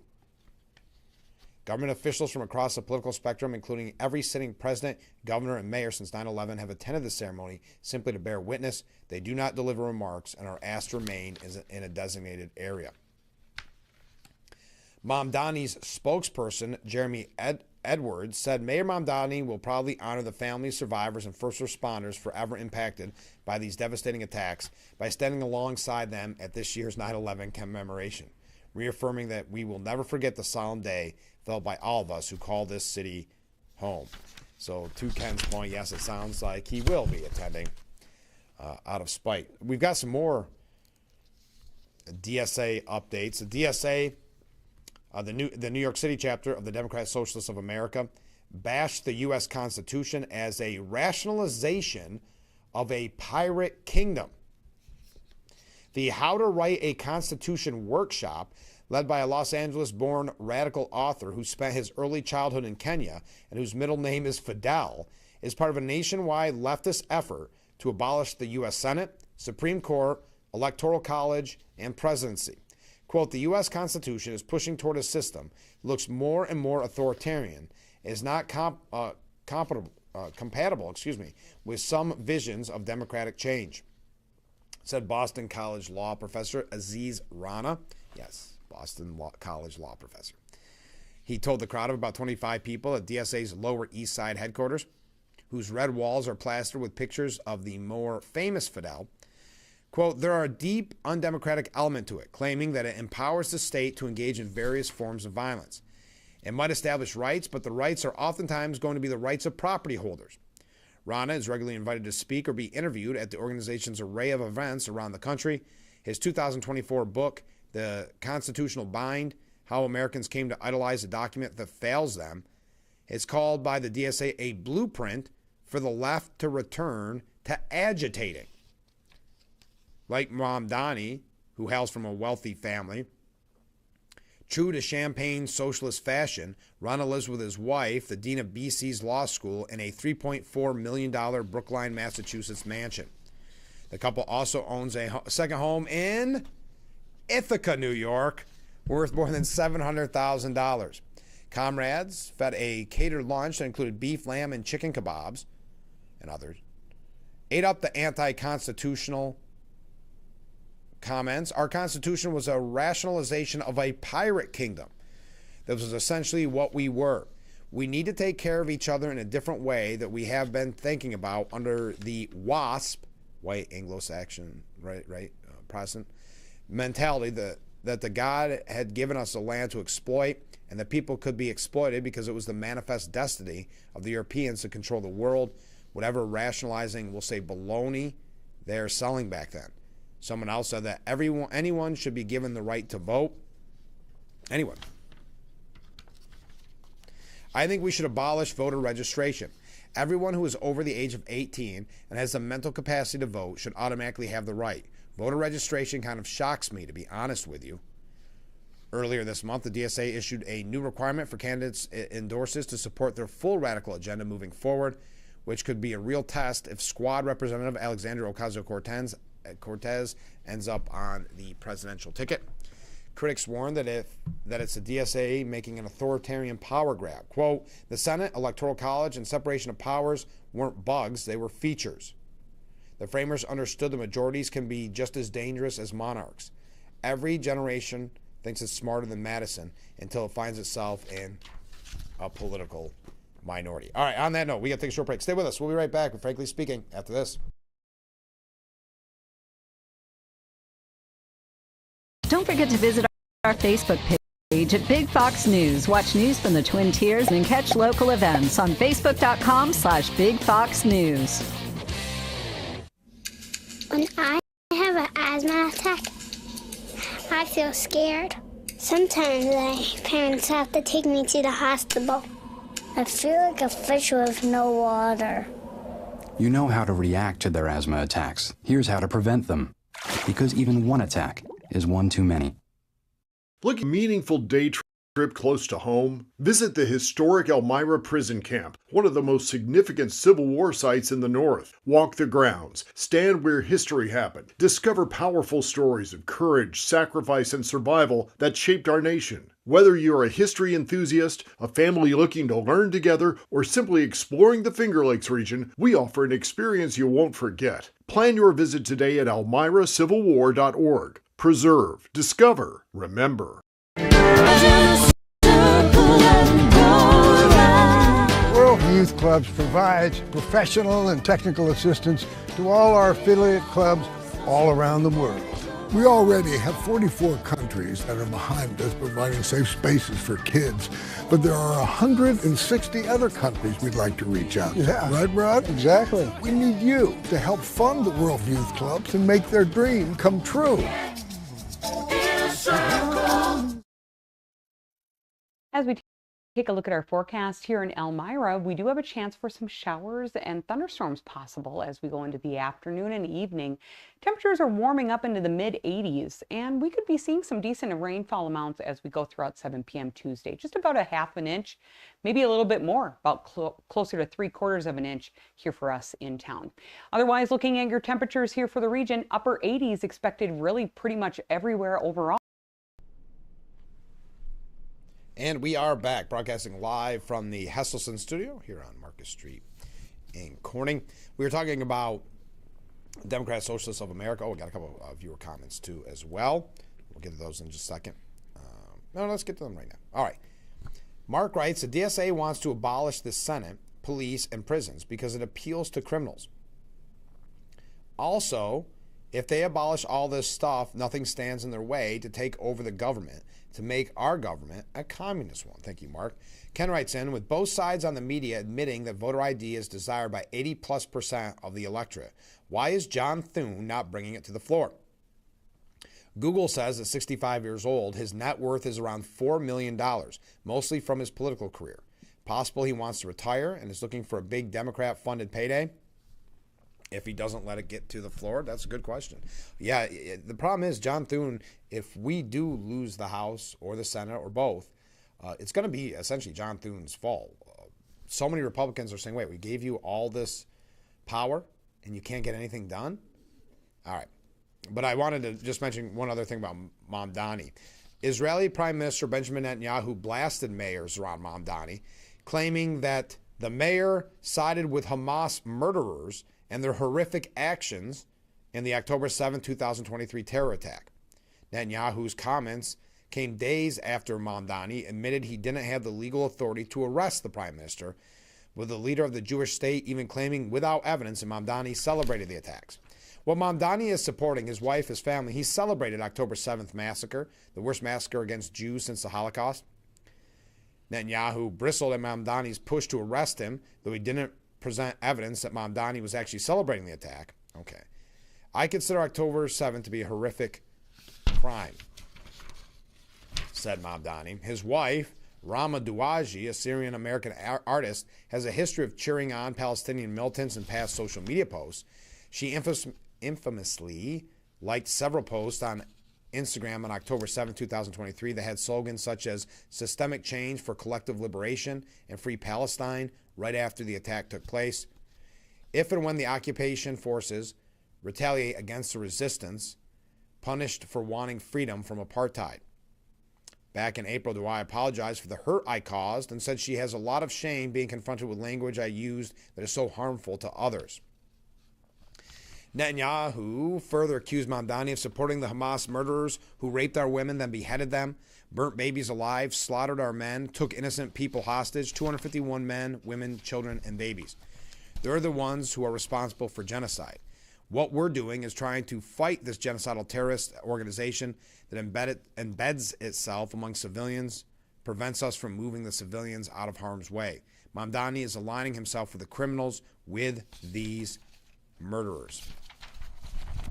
Now, Bruce Blakeman, the gubernatorial candidate for the Republican Party, and Jewish leaders blasted Mamdani for fueling anti-Semitism and creating a climate that led a madman to stab a Jewish New Yorker and another victim during a rally. This was during a rally that they talked about this. United Against Hate rally took place around the corner from where madman Raul Morales screamed Allahu Akbar while allegedly stabbing a 50-year-old Jewish man. Morales also stabbed a 57-year-old Asian man in a separate attack near West 84th Street and Central Park West the same day. The shocking attacks came as Mamdani's rhetoric against Israel, particularly his bashing of Prime Minister Benjamin Netanyahu, is inciting anti-Semitism across the city, according to Blakeman, who I did not realize this, Blakeman, who is Jewish. Quote, there's no question that Zohran Mamdani's anti-Semitic rhetoric has fueled all of the anti-Semitism and the violence we now see in the city. An Asian man and a Jewish man were stabbed in broad daylight, just blocks apart in Manhattan, while their attacker allegedly shouted Allahu Akbar. Let's stop beating around the bush. This is what happens when the sitting mayor of New York City actively demonizes Jewish residents and normalizes anti-Semitism, while Kathy Hochul's disaster of a bail law ensures that hate mongers walk free before the police report is even typed up. Blakeman also proposed tougher criminal sentences for those convicted of hate crimes, saying you cannot attack the Jewish community with radical rhetoric, close jails, and then act surprised when innocent New Yorkers are stabbed on a Thursday afternoon. New York's laws need to change to protect the victims, not the criminals. Rally goers chanted, "Remove Mamdani and arrest Mamdani," and also "Zaran, Zaran, you can hide. We'll charge you with hate and crime." A poster promoting the rally showed an image of Mamdani with blood on his hands. Jewish leaders also spoke out against the mayor at the rally, blaming him for inflaming the divides. Linda Lickbraun, community leader of the Zionist group Herut New York City, said, "Jews are under attack. We are a minority in the city, and we are the #1 group that's being targeted, and Mamdani's inflaming the situation." She noted that one of Mamdani's first actions as mayor was scrapping the executive order approved by former Mayor Eric Adams, using the International Holocaust Remembrance Alliance's definition of what constitutes anti-Semitism. The only way for the city to get back on the right track is the removal of Mayor Mamdani. He's not going to change his ways.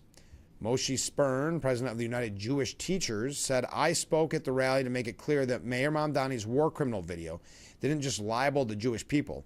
It helped create the climate of hate that led to a Jewish man and an Asian man being stabbed on the Upper West Side."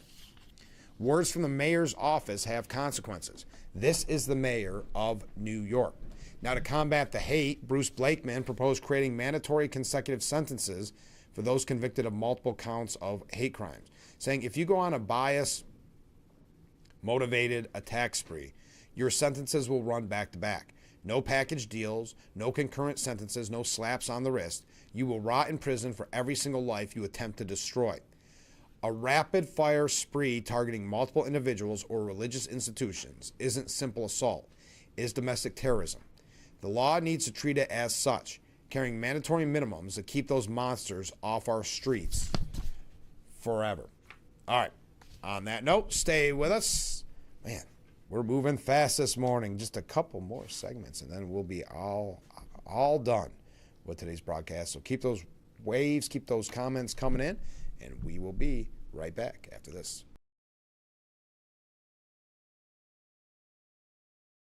Don't forget to visit our Facebook page at Big Fox News. Watch news from the Twin Tiers and catch local events on Facebook.com/Big Fox News. Give kids time. Just 5 minutes a day. Ask them how they're feeling. And listen.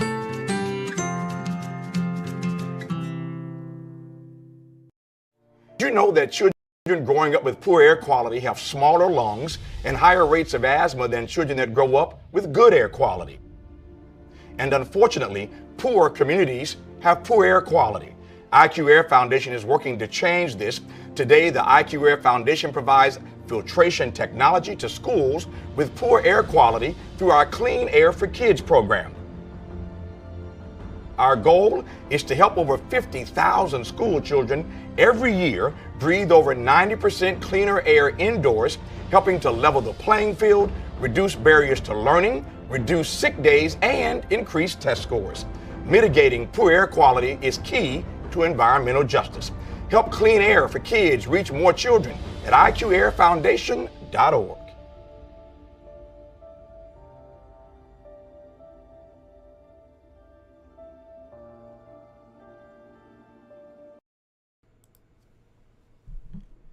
And we are back, broadcasting live from the Hesselson studio here on Market Street in Corning. Viewer comment, Rick writes in, says, "Good morning, Frank." Good morning, Rick. Well, Trump backs out of escalating the war against Iran over the weekend. Not the first time and won't be the last time. He's really got himself boxed in on this war. Must be a side effect of those bone spurs. They keep saying that Trump is giving peace talks some space to work, but General Kane and JD are worried about depleting our stockpile of ammunition. Ain't that nice? Experts call the jump in measles a public health failure. I would call it a Trump and Kennedy failure. Fools. What kind of person puts Kennedy in that role? Continuing here, an NBA star, Milwaukee Bucks forward Kyle Kuzma criticized Mayor Zohran Mamdani as a mayor playing president. This is 2026. People cosplaying as things they don't have the authority, the talent, or the track record to actually be, just for content. A mayor playing president, a founder playing operator, a content creator playing one-on-one, thinking he's a pro, a 25-year-old with a light playing economist. Everyone auditioning, nobody building. We're raising a generation that is learning the reward isn't in doing the thing, it is looking like you did the thing. All right. Now, there's a couple things here. I had mentioned Bruce Blakeman. Where is that piece? I don't want to run out of time. There's a couple of different. Here we go. First of all, before Blakeman, Attorney General Letitia James warns 12 New York police agencies to end their agreements with ICE. Now, Rensselaer County officials said they will defy a new state law that bans congressional authorized agreements governing immigration enforcement coordination between local, state, and federal agencies. Now, yes, of course, Steuben County is in that. I don't have the piece specifically that says, but the New York State Sheriff's Association, which has publicly opposed the measure, noted in recent released guidance that the restrictions under the new laws ban most state and municipal employees from using public resources on duty time or facility for immigration enforcement, but the ban does not apply to local correctional facilities nor to local police officers. Example, sheriffs and deputies, peace officers or correction officers, nor their civilian staff. So yes, we are one of the counties, one of the 12 in Steuben County that was,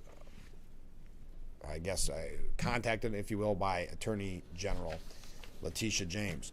Now, Hochul has refunded hundreds of dollars in donations, while Bruce Blakeman adds to his war chest. According to Robert Gavin, Governor Kathy Hochul refunded more than 500 donations to her re-election campaign, totaling more than $1.7 million, including sizable contributions from some high-profile Western New York business executives and Melinda French Gates, ex-wife of Bill Gates.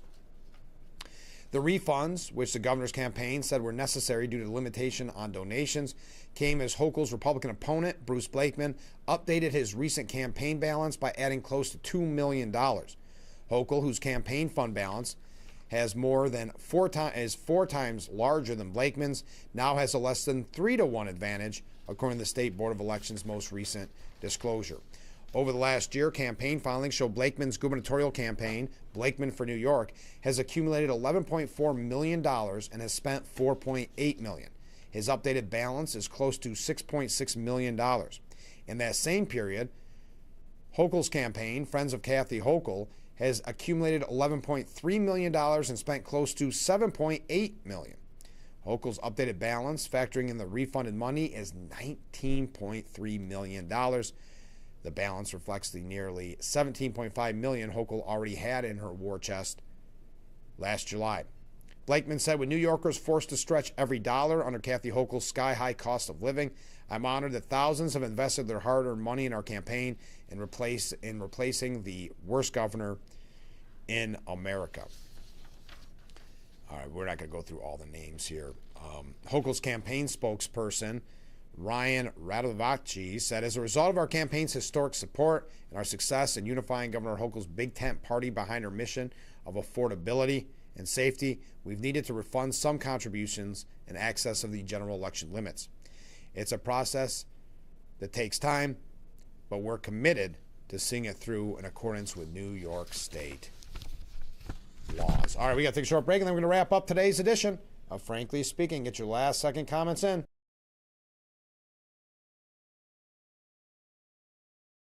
One big day of smooth jazz awaits you at the Ferrario Elmira Jazz Festival.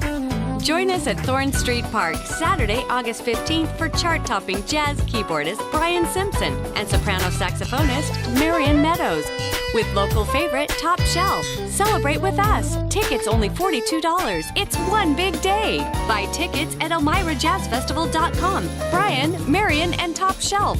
One big day. It's more than music. Maybe it was a family vacation or a school field trip. But there you were, standing in awe at a national park. We are the National Park Foundation, and together with you, we're creating a future where every person, every generation, gets their chance at an unforgettable moment. Today, tomorrow, forever. Learn more at nationalparks.org/foundation. As we take a look at our forecast here in Elmira, we do have a chance for some showers and thunderstorms possible as we go into the afternoon and evening. Temperatures are warming up into the mid-80s, and we could be seeing some decent rainfall amounts as we go throughout 7 p.m. Tuesday. Just about a half an inch, maybe a little bit more, about closer to 3/4 of an inch here for us in town. Otherwise, looking at your temperatures here for the region, upper 80s expected really pretty much everywhere overall. Showers. And we are back, broadcasting live from the Hesselson studio here on Market Street in Corning. So glad that you've joined us. Ken writes in, let's think about the DSA plan for the future of America. Eliminate the Senate, eliminate the Supreme Court, government takeover of business, eliminate prisons, eliminate ICE, open the borders, amnesty for all, free health care, confiscate wealth over $1 billion. Too many more to list on a 2-hour show. I don't know, Frank. It sounds like a communist takeover to me.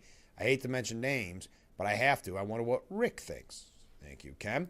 Coming from a different viewer, the measles are back because the Biden regime let millions of illegals in with no health screenings. Thank you very much. Keep those last second comments in.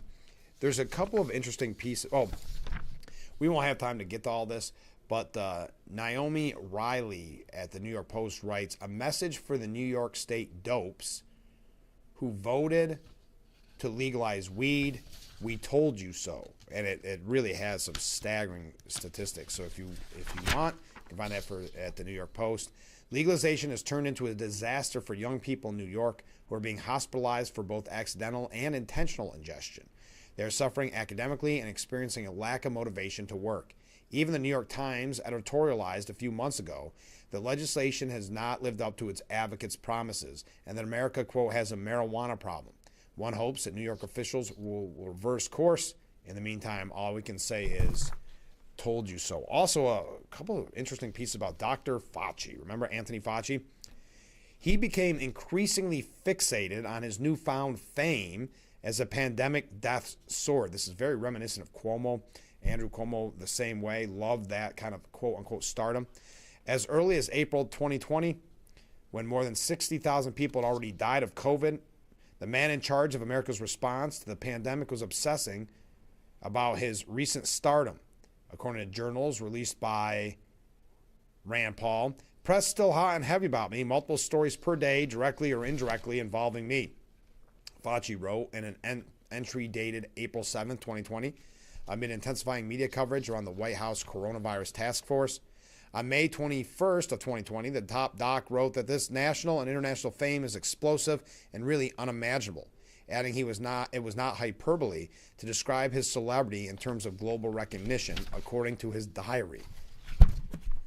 Miranda Devine says that Fauci was the big head of COVID response. Pride goeth before destruction, and a haughty spirit before a fall, warns the Bible. But his 50 years as a powerful bureaucrat taught Fauci one thing, that he was a god. And after all the damage he wrought, it's hardly consolation to witness his inevitable fall. It is simply a tragedy that a man so flawed could wield such power. That does it for today's edition of Frankly Speaking. Thank you to everybody who joined us. Thank you for all the comments. And we'll be back tomorrow morning starting at 6 a.m. for Frankly Speaking, only on WYDC TV. Big Fox. Have a great day, everyone.